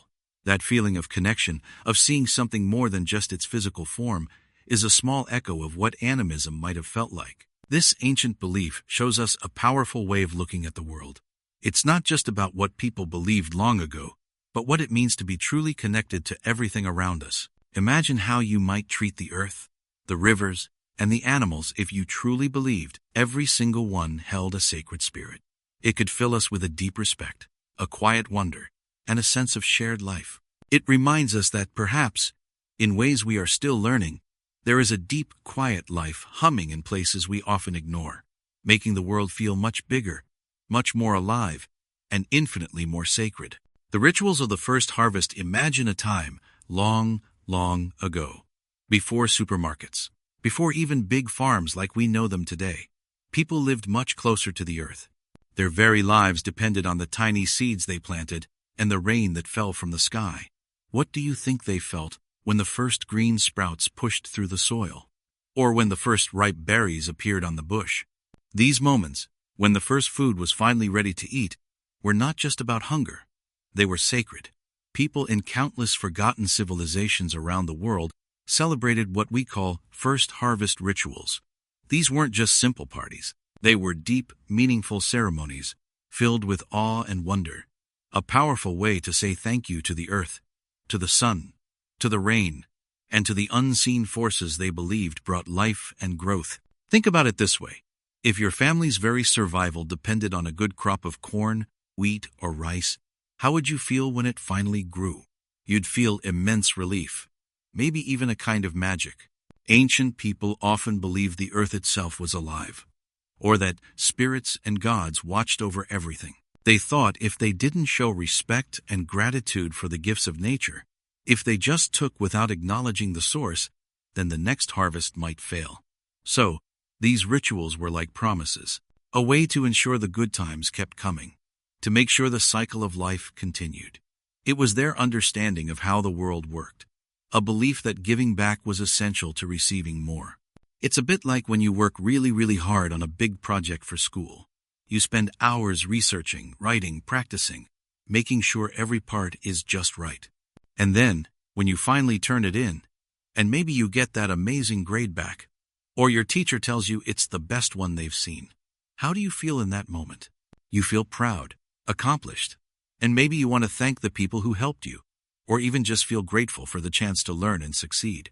That first moment of success, that first payoff after so much effort, that's a little like the feeling of a first harvest, that sense of relief and deep gratitude.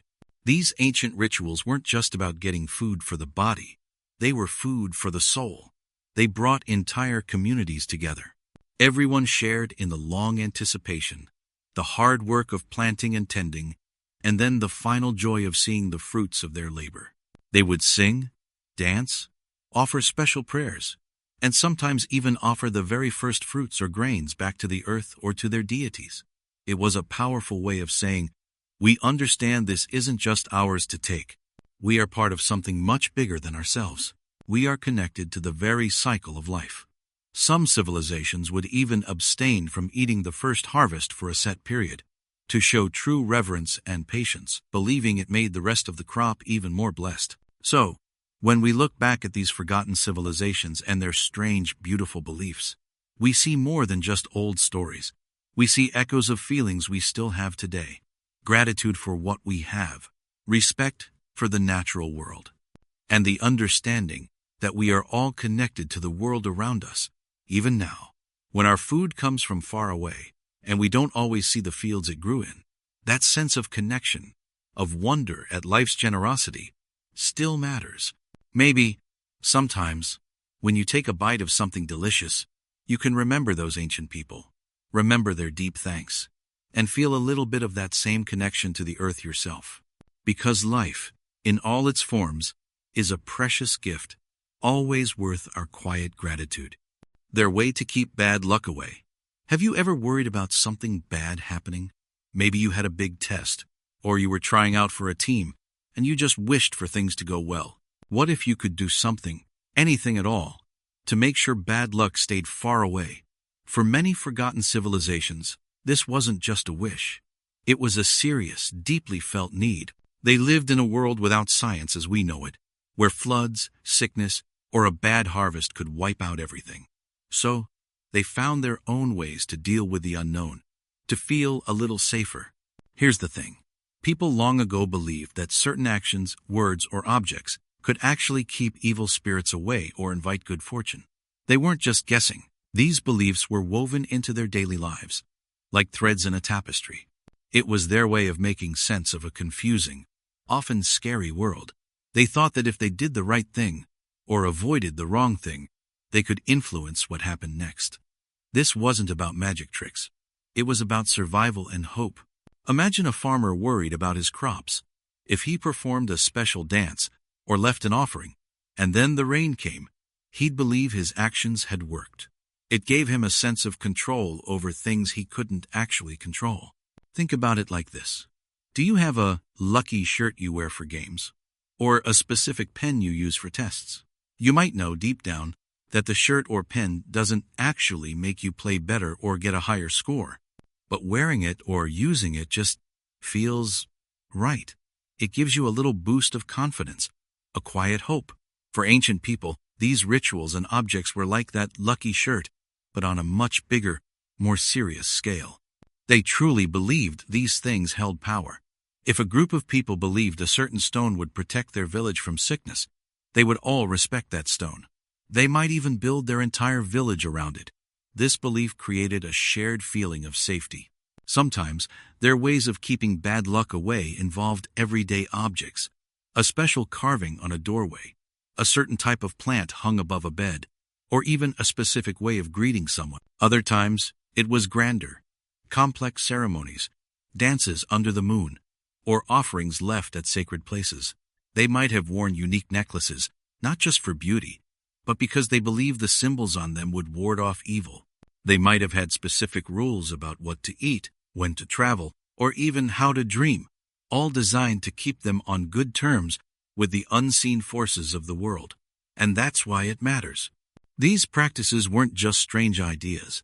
They were heartfelt attempts to find peace in an unpredictable world. They show us how deeply humans want to understand and control their surroundings.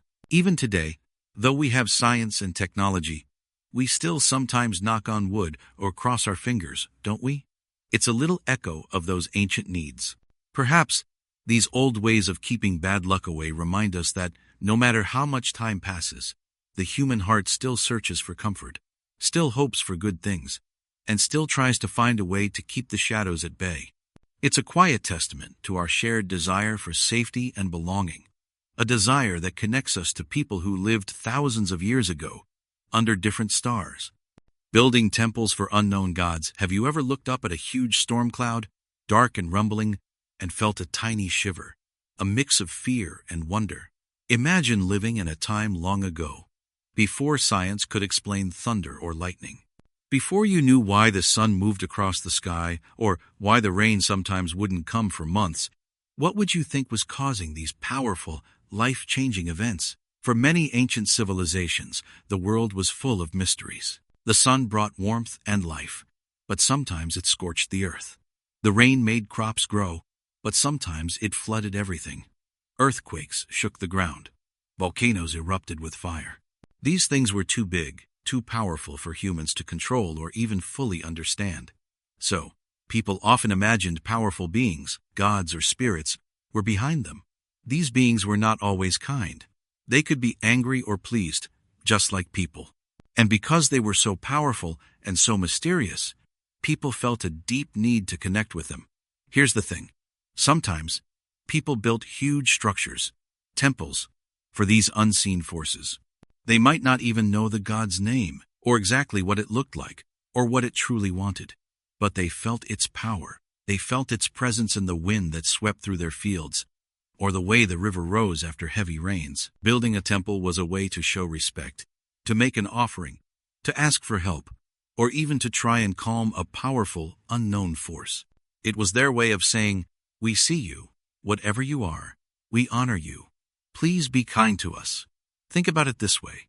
When you're in a completely new place, maybe a huge cave or a vast desert, you might feel very small.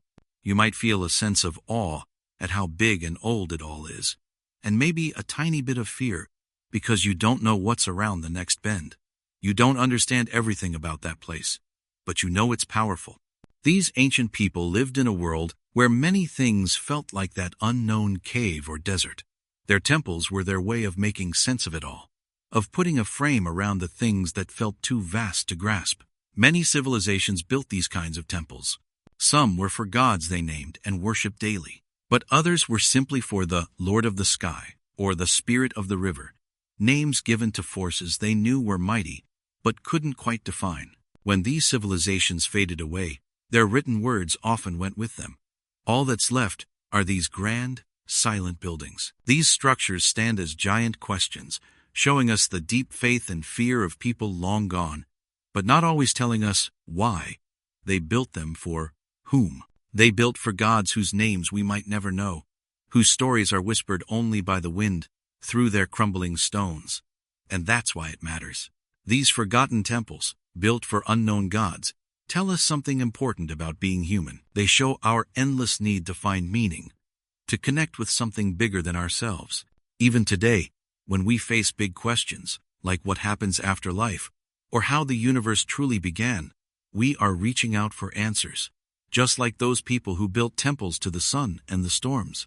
It reminds us that wonder, curiosity, and even a little bit of mystery are woven into the very fabric of who we are.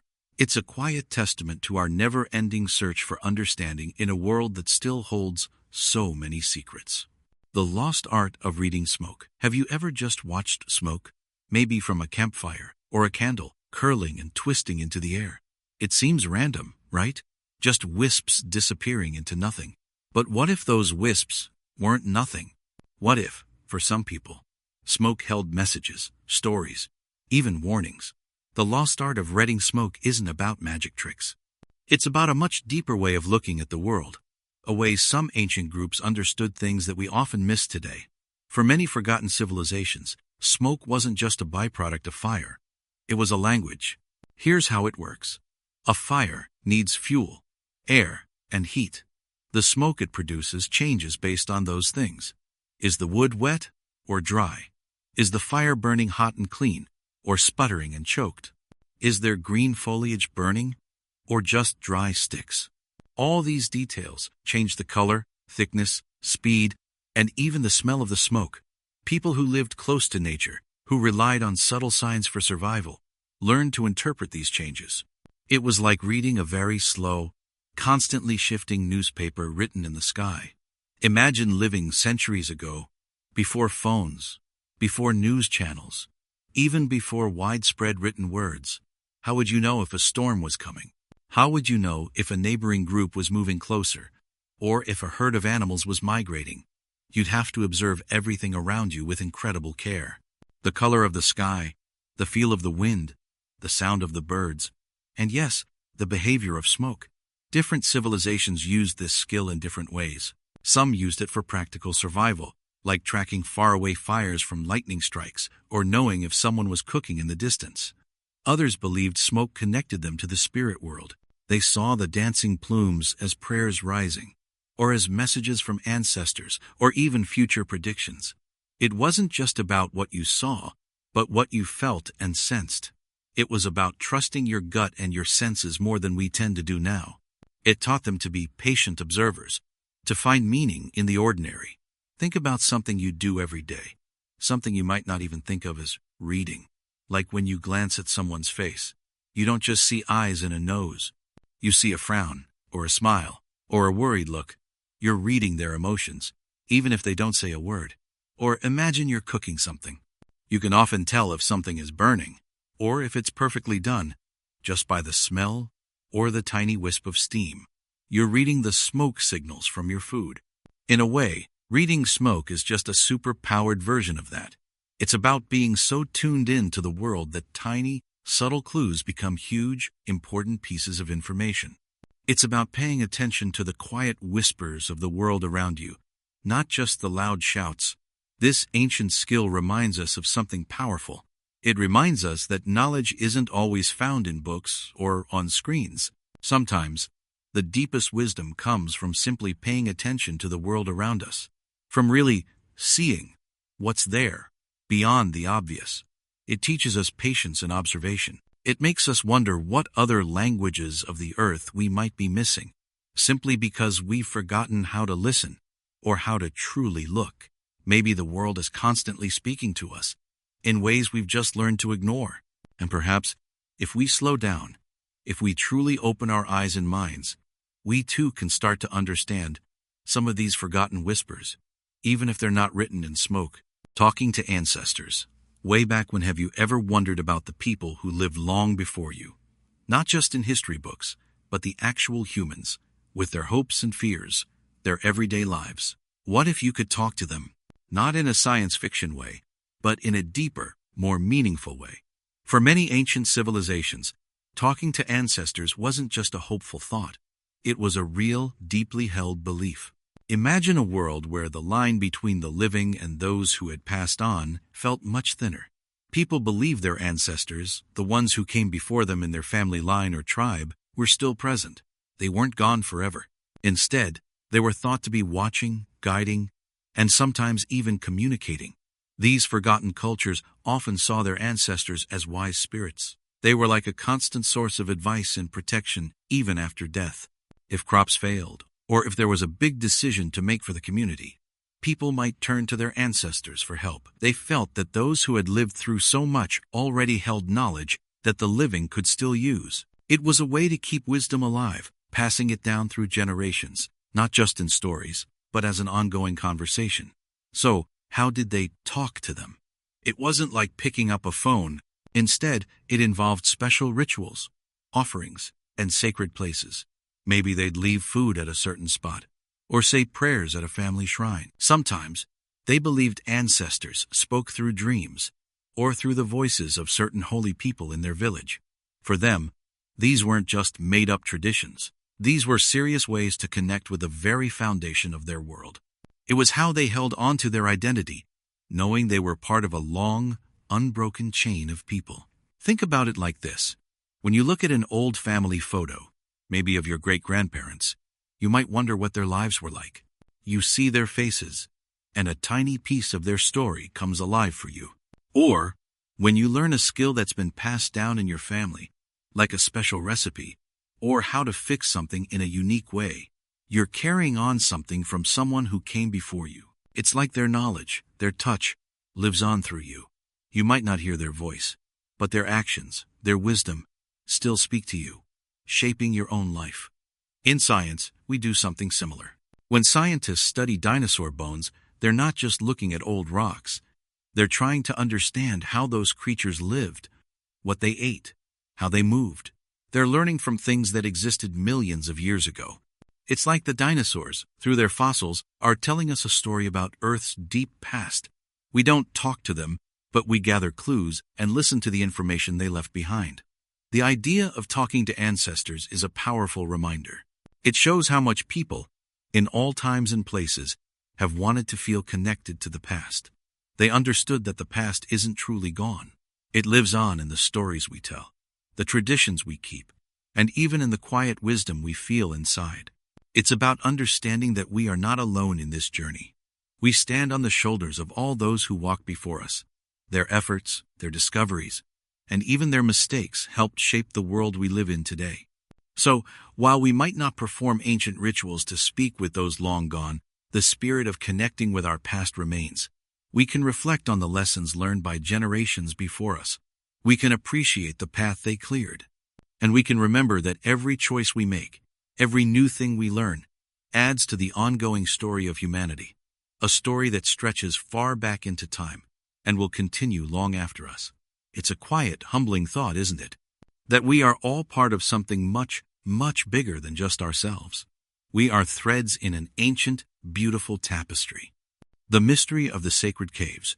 Have you ever wondered what it would be like to step into a place untouched by time, a secret world hidden deep beneath the earth?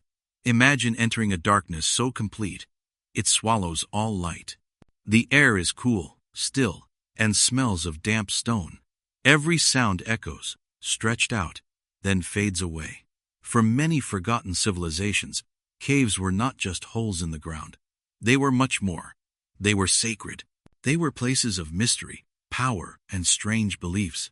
When we talk about sacred caves, we're talking about natural caverns or rocky shelters that ancient people saw as holy. These weren't just places to hide from the rain or store food. No, these were special spots, thought to be connected to spirits, gods, or other worlds. People believed that if you went into these caves, you were stepping into a different kind of space.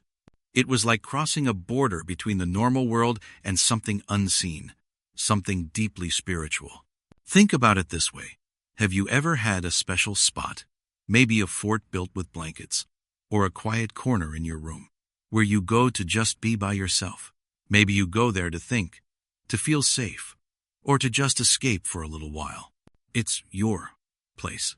For ancient peoples, sacred caves were like that, but on a much grander scale, and with far deeper meaning. They weren't just personal spaces, they were places for the whole community, or at least for its most important members, like shamans or leaders. Why caves? What made these dark, often dangerous places so special? Well, for one, caves are literally inside the earth. Many ancient cultures saw the earth as a living being, a mother, a goddess. So, entering a cave was like entering the body of the earth itself. It was a way to connect with her power, to feel her breath, to be closer to the source of life. The darkness inside was also a big part of it. When you can't see, your other senses become stronger, sounds become louder, even whispers. The feeling of the cold, damp stone against your skin becomes very real. This intense sensory experience could make people feel like they were having visions or hearing messages from the spirit world. Imagine walking deep into a cave, carrying only a flickering torch. The shadows dance around you, making familiar rock formations look like giant beasts or ancient gods. The air grows heavy. Maybe there's a small pool of water, perfectly still, reflecting the tiny flame. This quiet, intense atmosphere was perfect for ceremonies. People might have gone there to ask for good harvests, to heal the sick, or to talk to their ancestors. Some caves were used for initiations, where young people became adults, proving their courage by facing the darkness and returning changed. Others might have been burial sites, final resting places where the dead could be closer to the underworld. One example that helps us understand this is how some people today might feel about a very old church or a very old tree. It's not just the building or the tree itself, it's the feeling it gives you. You might feel a sense of peace, history, or something larger than yourself.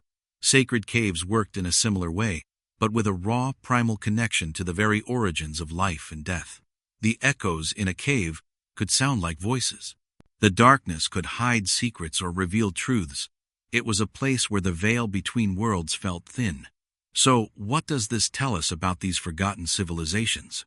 It tells us they were deeply connected to the natural world around them. They found meaning not just in what they could build, but in what the earth already provided. They saw wonder and power in places we might just see as cold, dark holes. The mystery of the sacred caves reminds us that humans have always looked for meaning, for connection, and for places where they can feel truly alive, even if that means facing the deepest darkness to find the light within. It teaches us to look closer at the world, to find the hidden meanings, and to respect the deep, quiet places, both around us and inside ourselves. Their beliefs about the sky world. Have you ever looked up at the vast open sky and felt really, truly small, like a tiny speck beneath an endless blue ocean by day, or a glittering blanket of stars by night? For ancient civilizations, that feeling was even stronger. They didn't have telescopes or spaceships. They saw the sky as a powerful, mysterious place, and because of that, their beliefs about it were often deep and full of wonder. Here's the thing. Without scientific answers for how the sun moved, or why lightning flashed, or where the rain came from, people used stories. These stories became their truths. For many forgotten civilizations, the sky wasn't just empty space. It was a living, breathing realm. It was often thought of as the home of powerful gods, mighty spirits, or even the place where the souls of their ancestors went after death. Think about it like this. Imagine you're in a house, and there's a locked attic above you. You hear strange creaks, sometimes water drips from it, or maybe a cool breeze comes down. You can't see what's up there, but it affects your life every day. You might start to imagine all sorts of things. Is it full of treasures? Is it haunted? Is someone living up there, watching you? The sky was like that attic, but on a grander scale. It brought the warmth of the sun that helped crops grow, but also fierce storms that could wipe out everything. It made sense to believe that whatever was up there had immense power over their lives. Many cultures believed the sky was a kind of upper world, separate from the earth, but deeply connected to it. Some saw it as a massive dome, a giant tent covering the flat earth. Others imagined layers of sky, each one home to different gods or spiritual beings. The stars might be holes in this dome, letting light from another realm shine through. Or they were the eyes of watchful spirits. The Milky Way, that hazy band of light across the night sky, was sometimes seen as a river of souls, or a pathway for the gods. This wasn't just about believing in magic. It was how people tried to make sense of their world. It was their way of finding order in chaos. When a drought hit, they looked to the sky for rain, and probably offered prayers to sky gods. When someone died, they might look up, imagining their spirit joining the stars. These beliefs gave them comfort, explained the unexplainable, and shaped their understanding of life and death. Consider how our own minds work. When you don't fully understand something, your brain naturally tries to fill in the blanks. If you hear a sudden loud crash outside at night, your mind immediately tries to figure out what it was. A tree branch? An animal? Maybe even something scary? You build a quick story to explain the unknown. Ancient people did the same with the immense unknown of the sky. They built stories, entire belief systems, that made the vastness less terrifying and more meaningful. And that's why these beliefs matter. They tell us about a shared human journey. Even though we have science now that explains the weather and the stars, we still look up and feel that sense of wonder. We still feel small, and we still ask big questions about our place in the universe. The sky world beliefs of ancient people remind us that deep down, we've always been seekers, always trying to connect the dots between what we see and what we feel in our hearts. Living by the rules of the sea. Have you ever thought about what it would be like to live your entire life, every single day, with the vast, powerful ocean right there? Not just seeing it on vacation, but truly depending on it for everything? For many forgotten civilizations, the sea wasn't just a place. It was life itself, a powerful force that shaped their homes, their food, their travels, and even their deepest beliefs. They lived, quite literally, by the rules of the sea. This idea means more than just knowing how to fish or sail. It speaks to a profound connection, a way of existing where the rhythms and dangers of the ocean became the very foundation of their culture. Imagine a people living on tiny islands, surrounded by endless blue. Their survival depended entirely on understanding the sea's moods, its currents, its hidden creatures. It was a teacher, sometimes gentle, sometimes terrifyingly fierce. Because of this deep dependence, they developed beliefs and practices that helped them make sense of the ocean's power. These weren't just superstitions, they were practical ways of navigating a world where a wrong guess could mean disaster. Think about the ancient Polynesians, who explored and settled islands across the Pacific Ocean. Their rules of the sea were not written down like laws in a book. Instead, they were woven into their very being.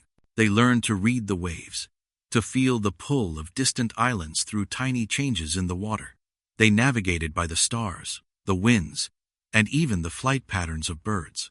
These skills were passed down through generations, not just as facts, but as sacred knowledge, deeply connected to their stories and their gods.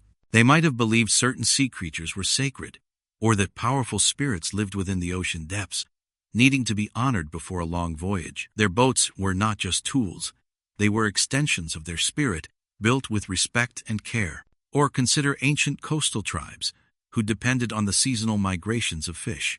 They would have developed intricate rituals and rules for when and how to fish, understanding that taking too much could upset the delicate balance.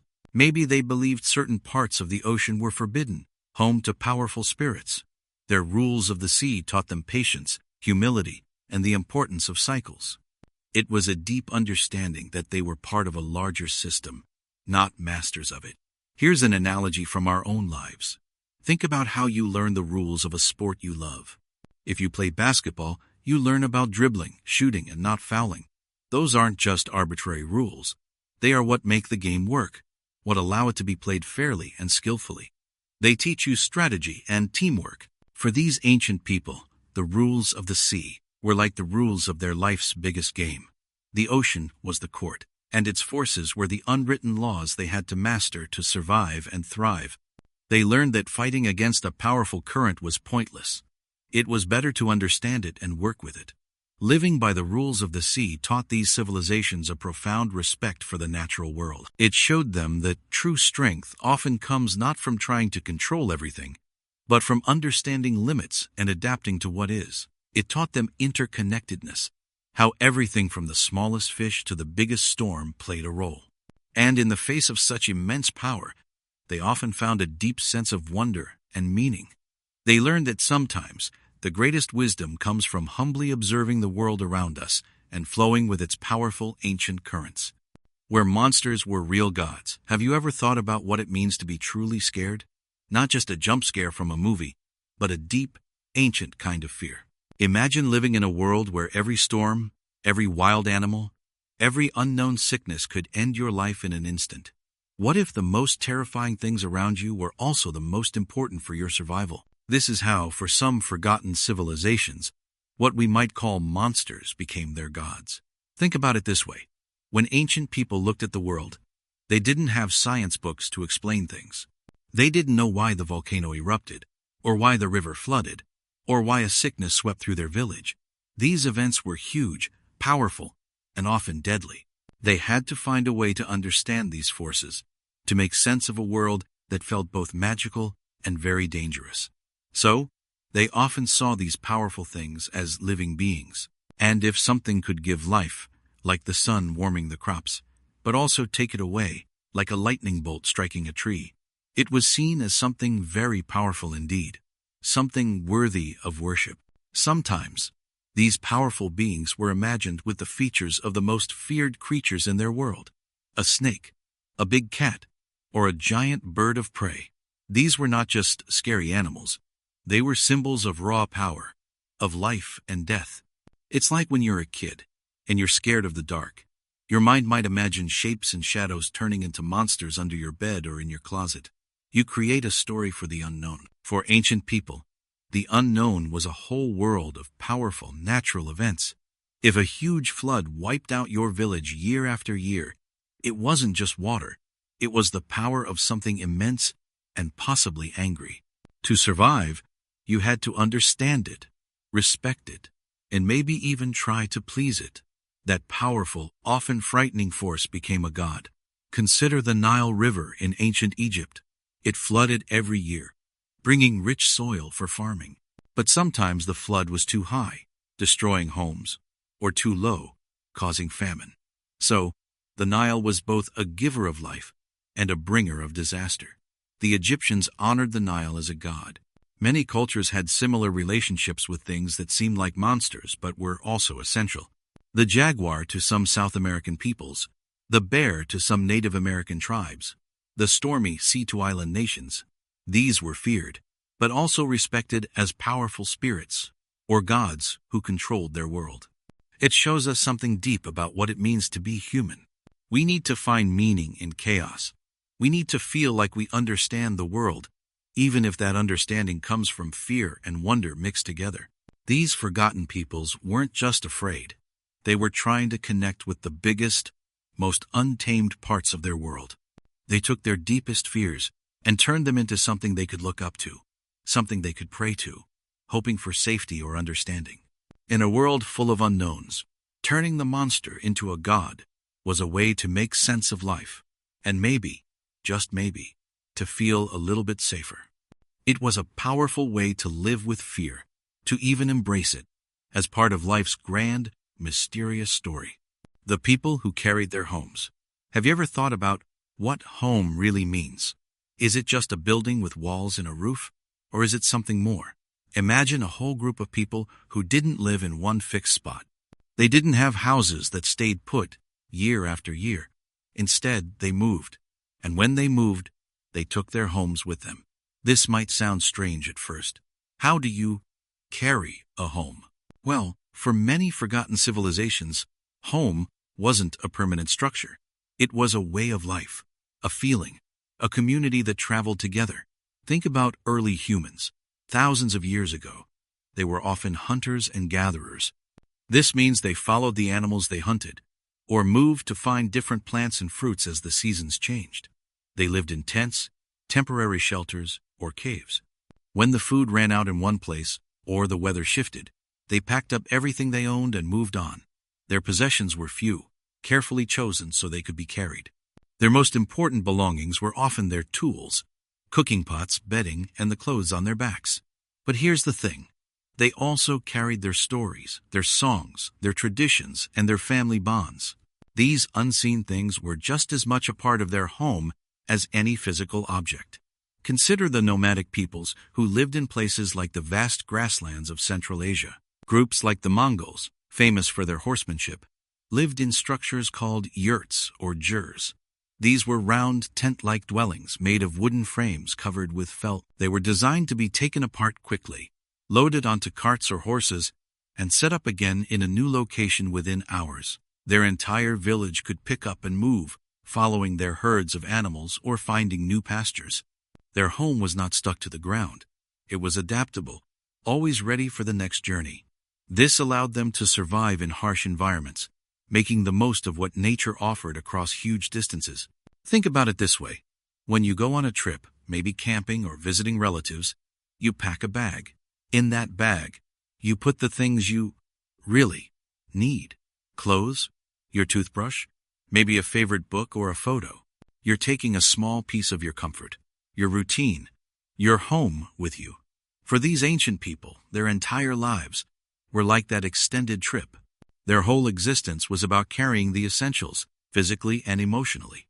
Another way to think about it is with something we all use today, your phone. You carry it everywhere, right? It holds your messages, your photos, your music, your games. It connects you to your friends and family, even when they're far away. In a way, your phone is a tiny, personal home that you carry in your pocket. It gives you a sense of connection and comfort, no matter where you are. For those ancient civilizations, their portable shelters, their few possessions, and most importantly, their strong community ties, served a similar purpose. They were their portable world. These people understood something deep about what it means to belong. They learned that home isn't just a building. It's a feeling of safety, a network of relationships, a shared history that travels with you. It's the faces of your family, the sound of their voices, the stories passed down from generation to generation. It's the knowledge that you are part of something, no matter where the winds might take you. Their lives taught them resilience and adaptability. They showed that true home isn't found on a map or in a fixed address, but in the heart and in the bonds that tie us together. And maybe, in a quiet way, they remind us that a part of our home always travels with us too. What happened after they died?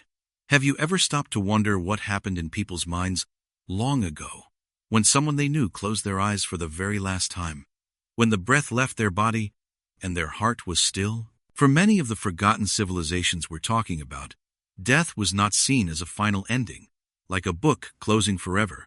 Instead, it was often thought of as a door, a quiet, mysterious doorway to another place, a different kind of existence. They believed that a part of us, what we might call our spirit, our soul, or our very essence, didn't just vanish. It continued on. This belief wasn't just a small thought tucked away in their minds. It shaped nearly everything they did, every single day. It changed how they treated the sick, how they honored their ancestors, what they built, and what they considered truly valuable in life. Think about it like this. Imagine you're getting ready for a very important trip. It's a long journey, maybe to a place you've never been. You wouldn't just grab your keys and walk out the door, right? You'd pack special clothes, perhaps some favorite items, things you might need for where you're going. You'd think about the journey itself, what it might be like. Ancient people did something very similar, but for the biggest journey of all. They believed the dead needed to be prepared, to have the right tools, or even the right words, to navigate this new realm. For some, this meant burying people with their treasured possessions, like jewelry or tools, so they'd have them in the next life. For others, it involved complex rituals, special songs, or unique burial sites designed to help the spirit on its way. They weren't just saying goodbye. They were sending someone off on an incredible, unknown adventure. The ideas about what this next place was like were incredibly varied. Some civilizations imagined a peaceful land, a quiet resting place where life continued happily, perhaps in lush green fields. Others believed in a challenging journey, where the spirit might face tests, encounter guardians, or even be judged for how they lived their life on earth. And then there were those who thought the spirit might return, born again into a new body, much like the seasons turn, and spring returns after winter. This idea of rebirth, or reincarnation, was a powerful concept for many cultures. Here's the thing. These beliefs weren't just stories they told themselves at bedtime. They were core parts of their understanding of the universe. If you believed that your actions in this life determined your fate in the next, it would certainly make you think differently about how you treated others or how honest you were. If you thought your ancestors were still watching over you from another realm, you would likely try to live in a way that would make them proud. These deep-seated ideas about what came after death gave meaning to their lives, guided their morality, and often inspired their greatest art and architecture. And so, these forgotten people, with their incredibly varied and sometimes strange beliefs about what happened after they died, teach us something profound. They remind us that the human mind has always wrestled with the biggest questions. They show us how deeply we yearn to understand the unknown, and how we create meaning even in the face of mystery. It's a quiet reflection that even when our physical bodies are gone, the impact of our lives, the stories we tell, and the beliefs we hold dear can echo through time, continuing to teach and inspire in one form or another. When thunder was a god's voice, have you ever been caught in a huge thunderstorm? The kind where the sky turns dark and a rumbling sound starts low, then builds, shaking the ground and rattling windows. It's loud, right? It feels powerful. Now, imagine feeling that, but you don't have weather reports or scientific explanations for electricity. What would you think? For thousands of years, long before we had scientists explaining how lightning heats air to create sound waves, people looked up at those storms and felt something deeper. They believed that thunder wasn't just noise. It was a voice, a loud, booming voice of a god or spirit. When the sky roared, they thought a powerful being was speaking, or showing its anger, or even battling another force. Think about it. When something huge and amazing happens that you can't explain, your mind tries to find a reason. For ancient people, the most powerful reasons were often gods. Zeus, the king of the Greek gods, was known for throwing lightning bolts from Mount Olympus. His thunder was a warning, a sign of his power. The Norse god Thor, from what is now northern Europe, rode across the sky in a chariot pulled by goats, and the rumbling of his chariot wheels was the thunder we heard. And when he swung his mighty hammer, Mjolnir, that was the lightning. This wasn't just a story for them, it was their reality. Every clap of thunder, every flash of lightning, was a direct message. It could mean the gods were pleased, or angry, or planning something. People would watch the sky with fear, and with awe.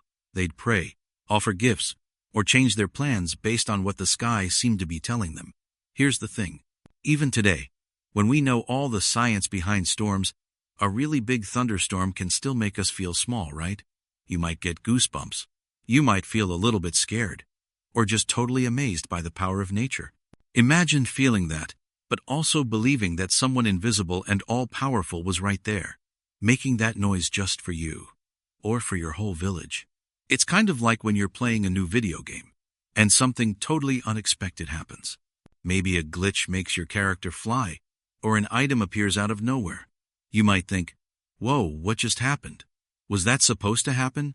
Is the game messing with me? You don't have the code or the developer's notes to explain it, so you come up with your own idea about what it means. For ancient people, the whole world was a bit like that video game, and the gods were the developers, constantly putting in surprises and messages. So, these civilizations, who saw thunder as a god's voice, lived in a world filled with signs. The wind, the rain, the sun, the stars, all were connected to powerful beings. Their world felt alive, and sometimes very unpredictable. They didn't have weather apps, but they had a deep sense of connection to the natural world, seeing divinity in every crack of the sky, and that's why it matters. It helps us understand how different human beliefs can be, and how people try to make sense of the world around them, even when they don't have all the answers we do today. It shows us how important nature was to them, and how they tried to live in harmony with forces they saw as gods. When you hear thunder next, close your eyes for a moment, feel that rumble, and just imagine for a second what it might have felt like to believe that powerful sound was a god, speaking directly to you. It's a reminder that even with all our science, the world can still hold deep mysteries and inspire a feeling of wonder, just as it did for those who lived long, long ago. The strangest ways to cure illness. Have you ever felt really sick, maybe with a bad cold or a stomachache, and just wished for a magic way to feel better right away? For most of human history, people didn't have doctors, hospitals, or the kinds of medicines we have today. When someone got sick, it was scary, and often a mystery. They didn't know about tiny germs or viruses. So, they came up with some truly strange ways to try and cure illness, all based on what they believed about the world.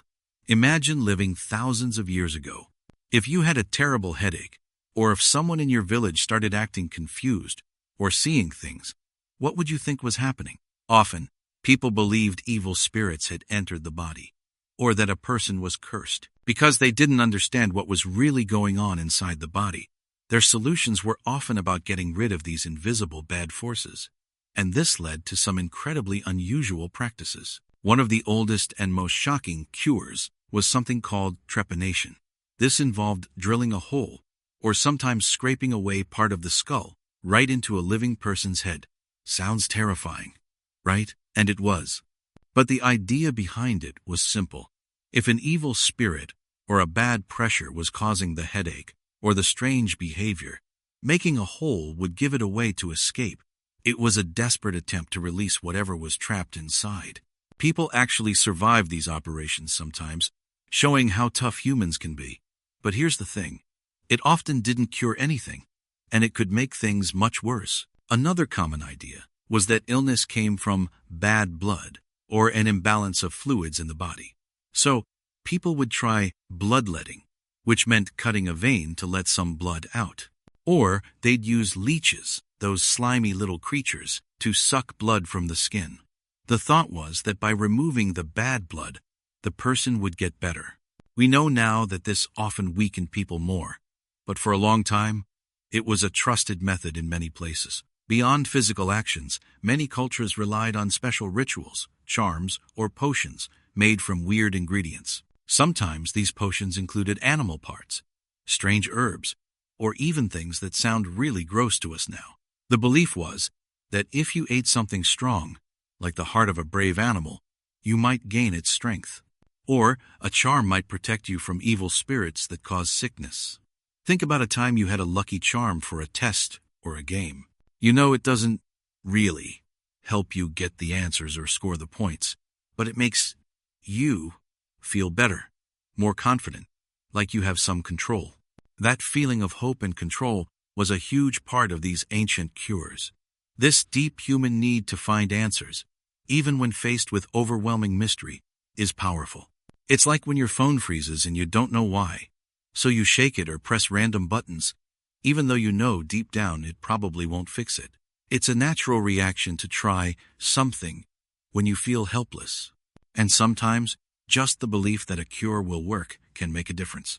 This is what we call the placebo effect today. If someone truly believes a sugar pill is powerful medicine, sometimes their body actually starts to feel better because their mind expects it to. This shows how incredibly connected our minds and bodies are, even if the cure itself isn't scientifically doing anything.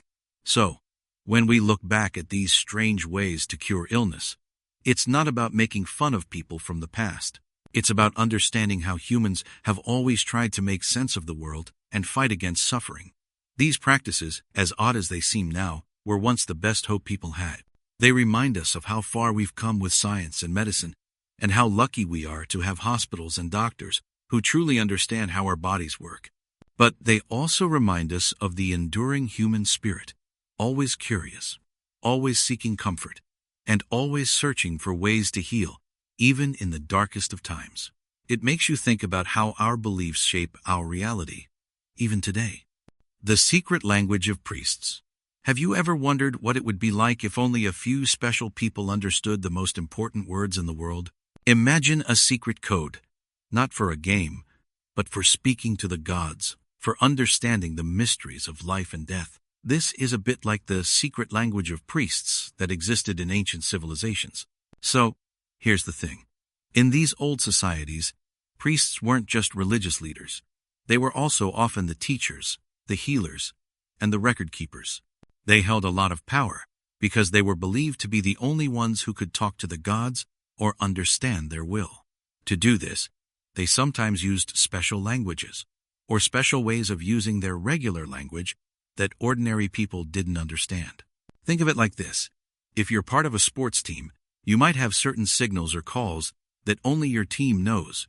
When the coach yells, "Dragonfly," on the basketball court, everyone on your team knows exactly what play to run, but the other team is confused. The priest's secret language was a bit like that, but much more serious and sacred. It wasn't just about winning a game. It was about connecting with the divine and keeping powerful knowledge safe. For ordinary people living in these ancient times, life was full of uncertainty. The sun rose and set, seasons changed, and crops grew or failed.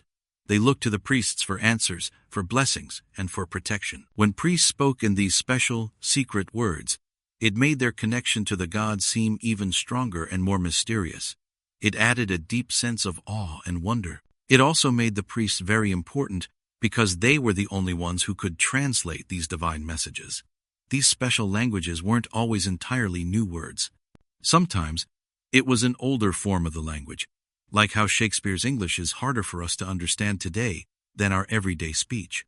Other times, it involved using specific symbols, gestures, or even sounds that were part of sacred ceremonies. The purpose was clear: to separate the sacred from the everyday and to protect divine knowledge from being misunderstood or misused. Consider a doctor talking about a complex medical condition. They use terms like myocardial infarction instead of heart attack, or osteoporosis instead of brittle bones. They use these precise words because they need to be exact in their science. But to someone who isn't a doctor, these words sound complicated and hard to follow. You trust the doctor to know what they're talking about, and you rely on them to explain it to you in simpler terms. The priests were similar. Their special words showed their deep knowledge and made people trust them. This practice of secret languages in ancient civilizations tells us something important about human nature. We often seek special meaning, a deeper layer to life, and sometimes knowledge itself becomes a kind of power. Those who hold the key to understanding gain influence. But here's what's also true. Language, Even secret language is a way humans try to make sense of the vast, unknown world around them. It is a way to connect, even if that connection is initially only among a select few. It shows our deep human need to believe in something bigger and to understand our place within it. And that's why it matters. It reminds us that language isn't just about talking. It's about building worlds, sharing beliefs, and sometimes holding secrets close. How they predicted the world's end. Have you ever looked up at the night sky, at all those countless stars, and felt a tiny shiver, wondering what the future holds for our world, or even the whole universe? It's a natural human feeling to wonder about beginnings and endings, and it's something people have done for thousands of years, in cultures all over the globe. Many ancient civilizations, long forgotten now, had deep and powerful beliefs about how our world would eventually change, or even come to an end. But here's the thing. Their idea of the end wasn't always about a scary, sudden explosion. Often, it was more like a giant cosmic breath, a moment of transformation, or the turning of a very long, very important page. Imagine a giant clock, not one that tells hours, but one that ticks through thousands of years. For many of these old groups, time wasn't a straight line, but a huge circle or a series of cycles. They saw the sun rise and set, the seasons change, and life grow and then fade, only to begin again. So, it made sense to them that even the world itself might follow a similar pattern. They believed in grand cycles, where one age would slowly end, making way for a new one. It was a way to understand the vastness of time and their place in it. Think about the Maya, for example. Their calendars were incredibly complex and precise. They calculated cycles lasting thousands of years, marking dates far into what we would call the future. When one of these huge cycles ended, some people in our time worried that it meant the literal end of everything. But for the Maya themselves, it was more likely a time of renewal, a chance for the gods to reset things, or for a new era to begin. It was a moment of deep importance, yes, but not necessarily a moment of terror. They were marking a shift, like the end of a very long school year, which means the beginning of a summer break or a new grade. It's an end, but also a fresh start, right? Then there were groups like the Norse, who told epic tales of a final battle called Ragnarok. This was a dramatic event where gods and giants would clash, the world would be consumed by fire and flood, and then, from the ruins, a new world would emerge, greener and more peaceful. Even in what sounds like a scary end, there was always the promise of a rebirth. This belief helped them understand the struggle between good and evil, order and chaos, and it gave meaning to their lives and their actions. They saw their own lives as part of this bigger story. It's a lot like how a caterpillar's world must seem to end when it spins its cocoon. Inside, it undergoes a complete transformation. Its old body melts away, and it becomes something entirely new, a butterfly. For the caterpillar, that's the end of its crawling life. But for the butterfly, it's the beginning of a world of flight and flowers. It's an end that is also a magnificent new beginning.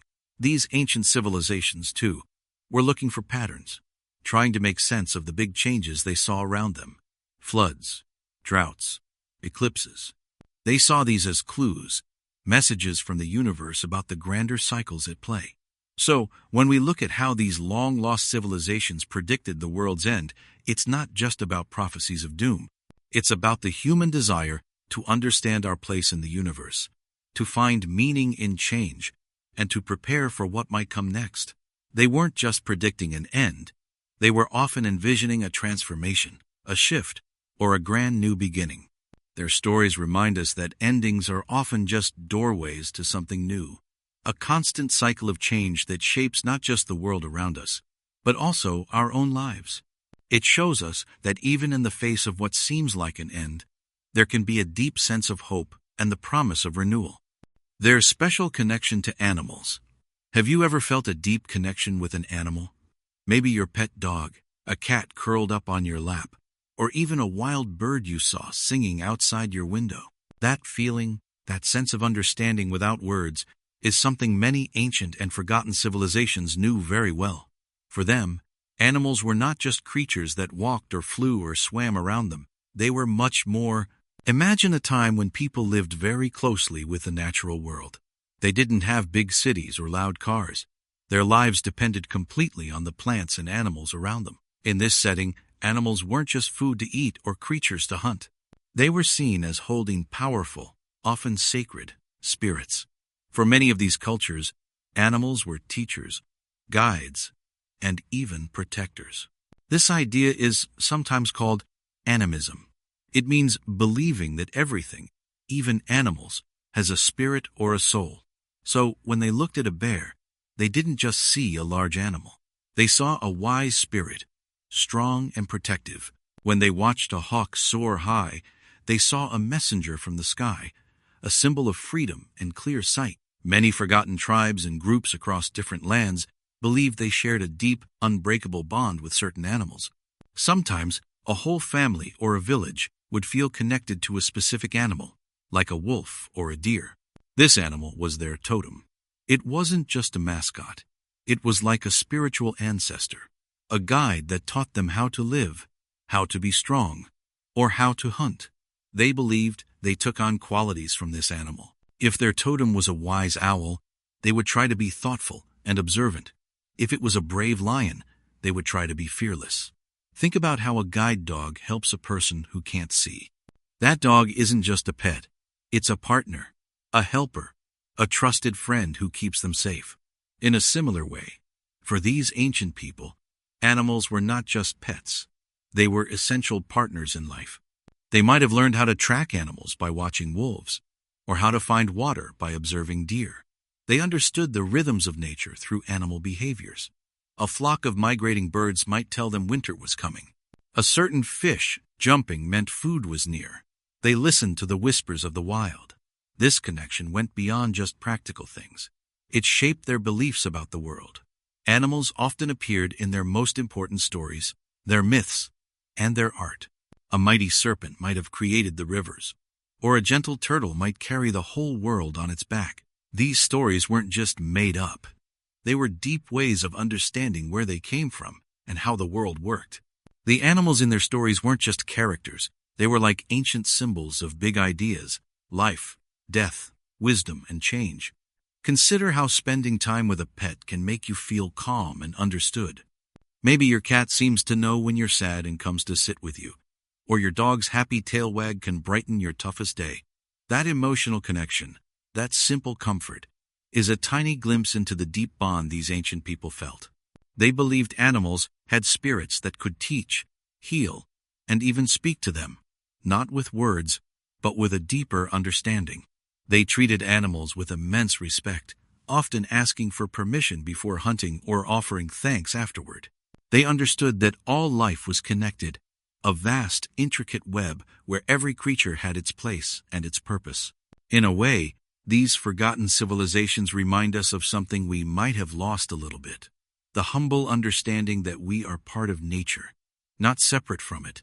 They teach us that animals aren't just here for us to use, but are beings with their own lives, their own wisdom, and their own place in the grand story of the earth. Their deep connection to animals was a way of staying connected to the world itself, learning from its oldest inhabitants, and finding harmony in the wild dance of life.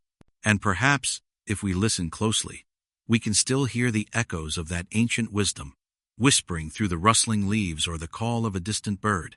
Why they built circles of stone. Have you ever looked at the sky at night, full of stars, and felt really small? Or maybe you've wondered why really old buildings were put together in such strange ways. Picture giant stones, some taller than a school bus, standing in a perfect circle in the middle of a wide-open field. No roof, no walls to keep the wind out.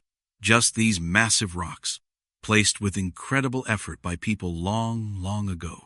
We call these stone circles, and places like Stonehenge in England are famous examples. But why would people spend so much time and energy building something like that? It's a deep question, and the answer tells us a lot about how these ancient, forgotten civilizations saw the world.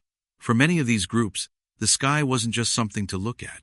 It was their entire calendar, their clock, and even their spiritual guide. Think about it. They didn't have apps or TVs or even books. Their lives were tied directly to the sun, the moon, and the stars. They needed to know when to plant crops so they wouldn't starve. They needed to know when to hunt animals that moved with the seasons. They needed to understand the cycles of life and death, of light and dark. So, these stone circles weren't just random piles of rocks. They were giant, outdoor observatories. They were built to line up perfectly with the sun on the longest day of the year, or with the moon at certain times. Imagine being able to predict exactly when spring would arrive, or when the cold winter would begin to fade. For these people, knowing these things wasn't just helpful, it was truly powerful. It gave them a sense of control over their world, even when so much felt uncertain. It's a bit like how we use a clock or a calendar today. We look at a clock to know when school starts or when dinner is ready. We check a calendar to know when holidays are coming or when a new season begins. These tools help us organize our lives and understand the flow of time. For ancient people, the sun rising in a specific spot over a certain stone in their circle was like their calendar page turning. The moon setting between two other stones told them important things about their religious festivals or hunting seasons. But here's the thing. It wasn't just about telling time. These circles were also sacred places. When the sun perfectly aligned with a stone on the summer solstice, it wasn't just a scientific event, it was a deeply spiritual one. It was a moment when the heavens seemed to connect directly with the earth. People would gather there for ceremonies, to honor their gods, to celebrate the cycles of nature, and perhaps to mourn their dead. It was where the human world met the cosmic world. Think about it this way. When we gather for important events, like a graduation or a family reunion, we often do it in a special place, right? A place that feels important, maybe even grand. For these ancient people, the stone circles were their special places, but on a grander scale than we can easily imagine. They were built to last, to connect generations, and to remind everyone of the vast, mysterious universe they were a part of. These circles show us that humans, no matter how long ago they lived, always tried to make sense of the world around them. They looked at the stars and asked big questions, just like we do. They searched for patterns, for meaning, and for a way to feel connected to something larger than themselves. The stones stand silent today, but their purpose speaks volumes.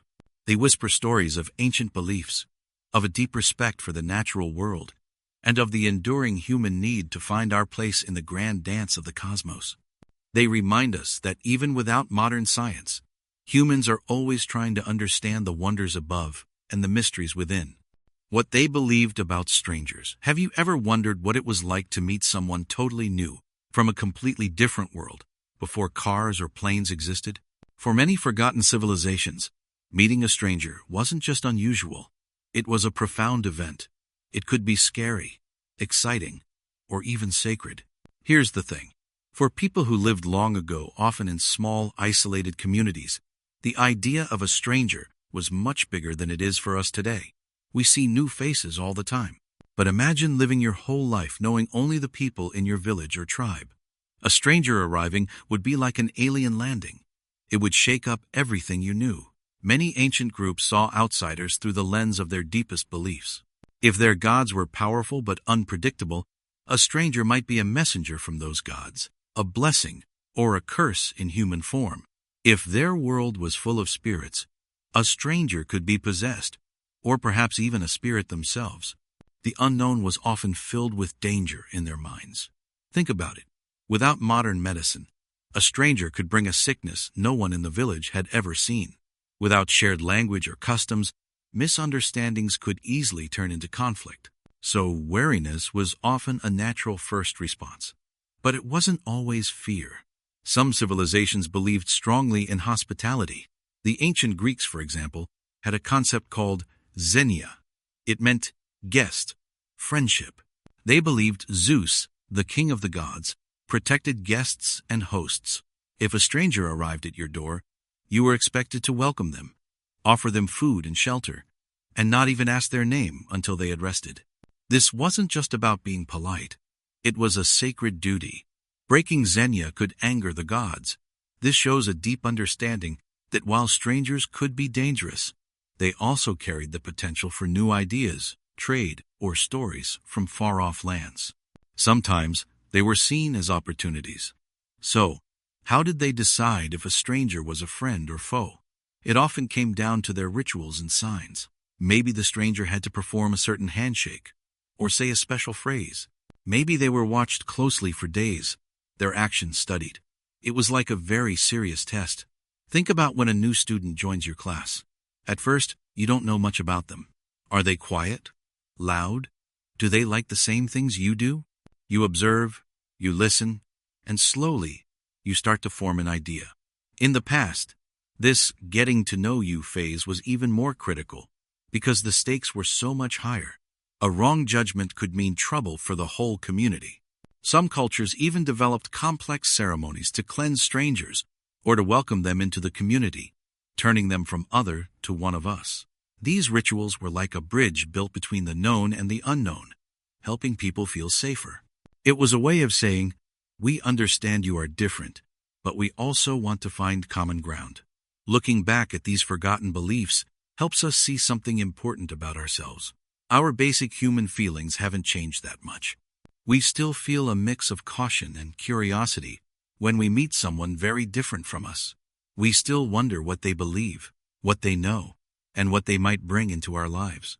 The way these ancient people viewed strangers, whether with fear or open arms, tells us about their deepest values, their worries, and their hopes for the world. It reminds us that every person, known or unknown, carries a story, and that our reaction to that story can shape the future, just as it shaped theirs. It's a reminder that reaching out, even with a little uncertainty, can lead to understanding and connection. The sacred places no one else saw. Have you ever had a secret spot? Maybe it's a specific tree in your yard, or a quiet corner in a park, or even just a certain bench where you like to think. To anyone else, it might look like nothing special, just a regular tree or a bench. But for you, it has a quiet power. It feels different. It holds a meaning that only you truly understand. Well, imagine that feeling, but for an entire group of people. For many forgotten civilizations, sacred places weren't always massive temples or huge pyramids that we can still see today. Sometimes, they were spots that were sacred only because of a very specific, often strange, belief that no one else shared. These places might have been small, hidden, or even seemed completely ordinary to an outsider. But for the people who believed, they were deeply important. Think about it like this. For us, a famous building like the White House is important because of its history and what it means for a country. People know its meaning.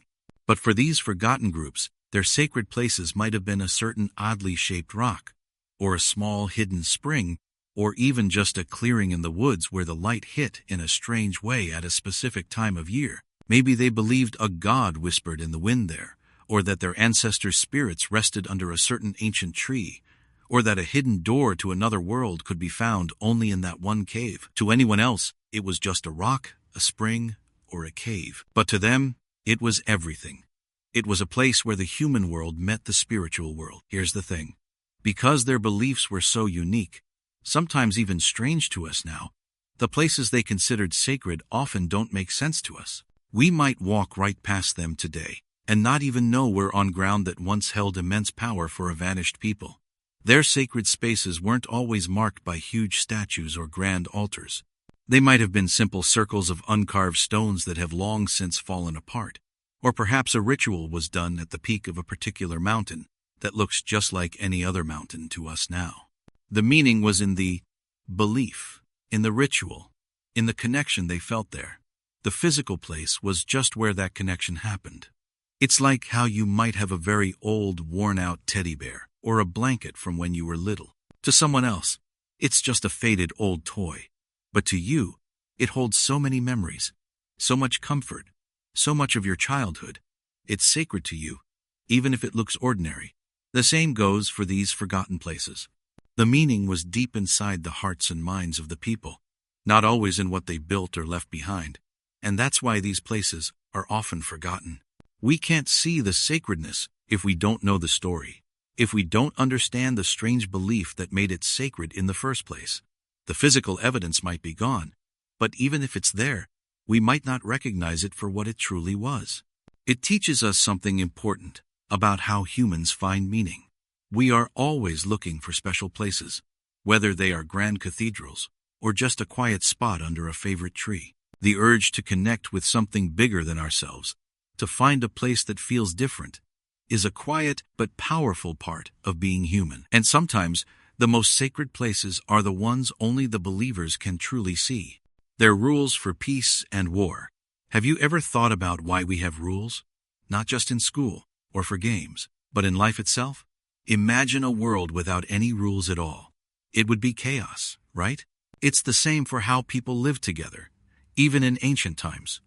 Many forgotten civilizations, even with their strange beliefs, deeply understood the need for order. They had their own unique rules for peace and war. These weren't just laws written on paper. They were woven into the very fabric of their culture, into their stories, their sacred beliefs, and how they saw the world. Think about it like this. If you and a friend both want the same toy, how do you decide who gets it, or how to share it fairly? Maybe you have a rule: first come, first served, or we take turns, or we'll play together. These are tiny rules for peace. Now, imagine entire groups of people, maybe even thousands, living side by side. They also needed ways to prevent arguments from turning into big fights. And if a fight did happen, they needed ways to make sure it didn't destroy everything.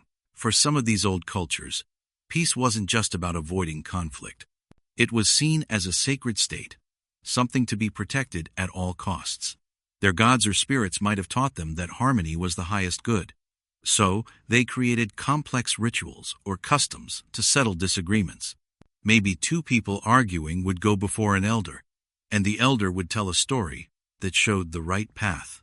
Or perhaps there was a special ceremony where everyone spoke their mind, and then a decision was made by the whole group, guided by their shared beliefs. Some even believed that if they broke a peace rule, their gods would be angry, or their crops would fail. This wasn't just about right and wrong. It was about survival. War, too, often had its own strict set of rules. We might think of war as just chaos, but for many ancient societies, even fighting was done in an organized way. They had rules about when it was okay to fight, whom they could fight, and even how they fought. Sometimes, war wasn't about conquering land or destroying enemies completely. It was more like a ritual, a way to prove strength or settle a major dispute. They might have rules about not harming certain people, like farmers, or about protecting sacred places. Maybe they only fought at certain times of the year, or after trying every other path to peace. These rules often came from their deepest beliefs about courage, honor, and even what happened after death. They believed their spirits would judge them based on how they lived and how they fought. Consider the idea of balance. In science, we learn about ecosystems. If one part of an ecosystem gets too big or too small, the whole thing can fall apart. Animals and plants live in a kind of balance. It's the same for human societies. Rules for peace and war were their attempt to keep that balance. If one group got too powerful, or if conflicts just spun out of control, their society would eventually collapse. These rules were like the invisible boundaries that held their world together, even when things got tough. These ancient ways of thinking show us something really important. No matter how different people were, no matter their strange beliefs or the gods they worshipped, they all faced similar challenges. How do we live together?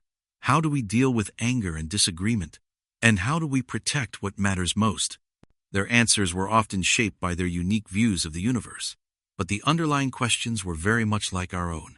It reminds us that across time and different ways of life, humans have always sought ways to create order, to seek fairness, and to find a path through conflict. And in doing so, they left behind whispers of their wisdom, showing us that the longing for peace is a thread connecting all of us, from then until now. The stories they told about the stars. Have you ever looked up at the night sky, far away from city lights, and just felt lost in it? All those countless pinpricks of light, tiny and far away. It makes you feel small, doesn't it? But also, maybe, a little bit curious. What are they? What do they mean? For thousands of years, long before telescopes and space missions, people looked up at those same stars, but they saw something very different from us. Imagine a world where the night was truly dark, so dark you could see every single star, A million glittering diamonds spilled across black velvet.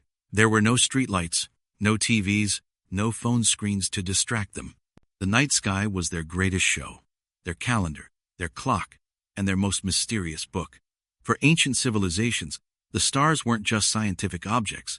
They were alive. They held power. They were the home of gods, the paths of spirits, or even the eyes of ancestors watching over them. People didn't just see random dots. Their minds, just like ours, love to find patterns. Think about it. When you look at puffy clouds in the sky, don't you sometimes see a dog, or a dragon, or maybe a smiling face? The clouds are just water vapor, but your brain connects the shapes and tells you a story. It was very much like that with the stars. Ancient people connected the brightest stars, not with lines on a map, but with grand stories. They saw mighty hunters, brave heroes, fierce animals, and beautiful goddesses in the constellations. These weren't just made-up tales. They were ways to understand the world, to explain why things happened, and to feel a part of something much bigger than themselves. Many cultures believed the stars controlled their destiny. The Babylonians, living thousands of years ago in what is now Iraq, were amazing astronomers. They carefully watched the planets moving across the sky, believing these movements could predict floods, wars, or the fate of kings. The ancient Egyptians looked to a specific star, Sirius, to know when the great Nile River would flood, bringing new life to their crops. The Maya people of Central America built incredible temples that lined up perfectly with the sun and stars, helping them track time and plan their farming. Even the Vikings, sailing across stormy seas, used the stars as their compass, trusting these distant lights to guide them home. But beyond practical uses, these were deep beliefs. The stories they told about the stars often mirrored their own lives. If there was a constellation of a warrior, it might remind them of courage. If there was one of a mother figure, it spoke of nurturing and protection. The patterns in the sky became a reflection of their fears, their hopes, and their understanding of good and evil. They used these stories to teach their children about their history, their gods, and how they should live their lives. The night sky was like a giant, ever-present classroom, filled with lessons written in light. So, when we look up at the stars today, even with all our scientific knowledge, maybe we can still feel a little bit of that ancient wonder. We might see scientific facts, but they saw grand narratives.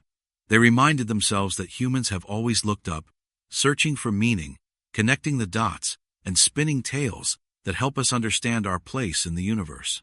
In those old stories about the stars, we find a deep, human need to make sense of the unknown, to find comfort in patterns, and to dream beyond what we can see right in front of us. It's a quiet connection to every person who has ever lived, all looking up at the same timeless sky. How they honored the earth. Have you ever thought about your home not just as a building, but as a living thing that cares for you? Imagine your house giving you shelter, food, and comfort every single day. How would you treat it? Would you just take everything you need and never think about giving back? For many forgotten civilizations, that's exactly how they saw the earth. It wasn't just dirt and trees. It was their first and most important home, a living parent, a giving friend. Here's the thing. These ancient peoples lived much closer to nature than most of us do now. Their lives depended entirely on the earth's gifts, the food it grew, the water it provided, the animals that roamed its surface. They watched the seasons change, saw the sun rise and set, and understood that everything was connected in a giant, delicate dance. Because their survival was so deeply tied to the land, they developed a profound respect for it. Honoring the earth meant seeing it as something sacred, not just as something to be used. Think about it like this. Imagine you have a truly generous friend. This friend always helps you, shares their lunch, listens when you need to talk, and is always there for you. You wouldn't just take from that friend, right? You'd want to be a good friend back. You'd thank them. You'd offer to help them when they needed it. You'd treat them with kindness and appreciation. That feeling of deep respect and wanting to give back is a lot like how these cultures honored the earth. They felt the earth was a great provider, and they wanted to show their gratitude. So, how did they actually do it? Well, it wasn't always one single way, but the feelings behind their actions were similar. Many groups, across different continents and times, would offer gifts back to the earth. These weren't always fancy things. Sometimes, it was as simple as pouring a little water onto the ground before drinking from a spring, or leaving a small piece of food after a harvest. These acts were like saying thank you to the earth for its generosity. They believed these small offerings helped keep the balance, showing that they recognized the earth as a powerful, giving force. Other times, honoring the earth meant being incredibly careful and mindful about what they took. If they hunted an animal, they might use every single part of it: the meat for food, the skin for clothes, the bones for tools. Nothing was wasted, because wasting something was seen as disrespecting the gift. They understood that if they took too much, or didn't let the land rest, it wouldn't be able to provide for them in the future. They practiced a kind of sustainability that was based not just on smart choices, but on deep spiritual belief. They knew if they didn't treat the earth well, the earth wouldn't treat them well either. It was a partnership, a give and take, rooted in ancient wisdom. Many cultures also told stories, sang songs, and performed dances that celebrated the earth and its cycles. These were often tied to important moments like planting seeds in the spring, the summer sun reaching its highest point, or the harvest in the fall. These rituals weren't just for fun, they were powerful ways to connect with the land, to feel part of its rhythms, and to express their love and dependence on it.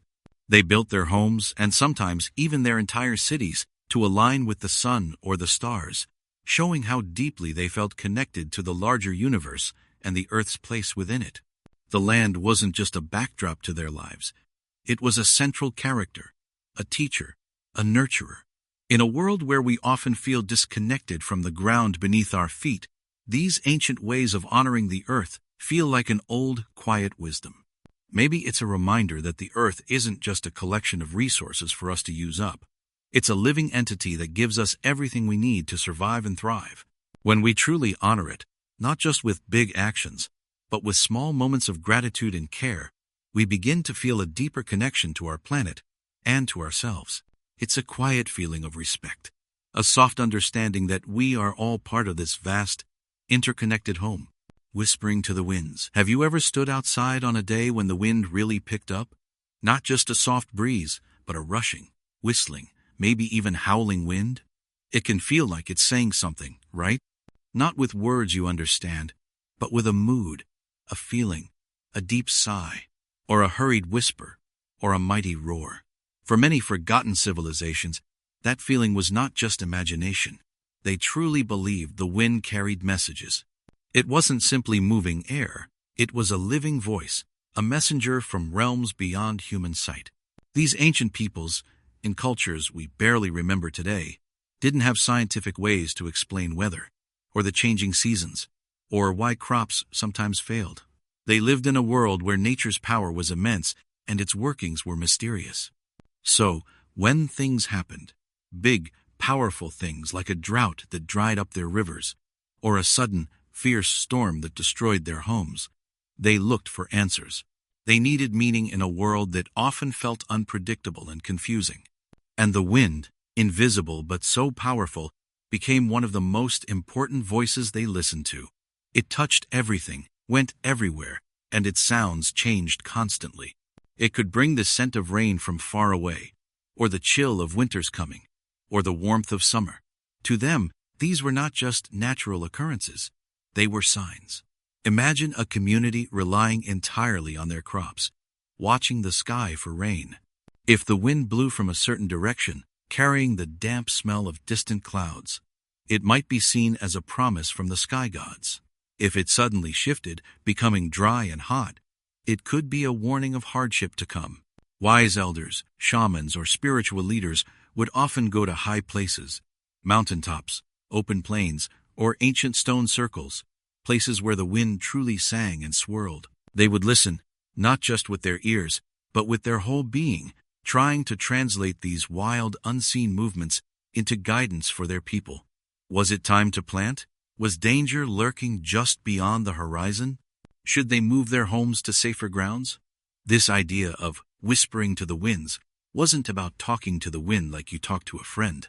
It was about listening for signals, about finding patterns, about seeking connection with forces bigger than themselves. Think about a time when you felt really confused or worried about something big. Maybe you had a tough decision to make, like choosing which high school to go to, or figuring out how to handle a disagreement with a close friend. You might feel a strong desire for a clear sign, right? You might wish for something, anything, to just tell you what to do. You look for clues. Maybe a song comes on the radio at just the right moment, and its words seem to speak to your situation. Or someone says something that just clicks, and suddenly, you see things differently. That deep human need for guidance, for a sign that you're on the right path, for comfort in uncertainty. That's a lot like what these ancient people felt. They didn't have textbooks, or internet searches, or even many people to ask for advice. So, they looked to the vast, powerful world around them. The wind was a constant companion, always there, always moving, always, in their belief, whispering. It wasn't a silly belief. It was their way of making sense of life, of finding meaning in the unknown. It was how they felt connected to a world that often seemed huge and unpredictable. It was about believing that even in the vastness, there was a guiding hand, a voice, a presence watching over them, speaking to them. It helped them feel less alone, less afraid. Today, we understand wind very differently. We know it's moving air, caused by pressure and temperature changes. Science gives us many answers. But the human heart, the human mind, they haven't changed that much. We still seek meaning. We still look for guidance. We still wonder about the big questions of life, about our purpose, about what comes next. Maybe the whispers we hear today are different. Maybe they are the quiet thoughts that rise in our own minds when we are still. Maybe they are the wise words we find in a book, or the deep understanding that comes from talking with someone we trust. Or maybe they are just the calm feeling we get after taking a deep breath and truly listening to our own intuition. But the act of listening, of trying to understand the world around us and our place in it, that timeless human journey began long, long ago, with people quietly listening to the winds. It reminds us that all humans, no matter when or where they lived, have sought comfort and understanding in the vast, wide world, trying to hear its endless, gentle whispers.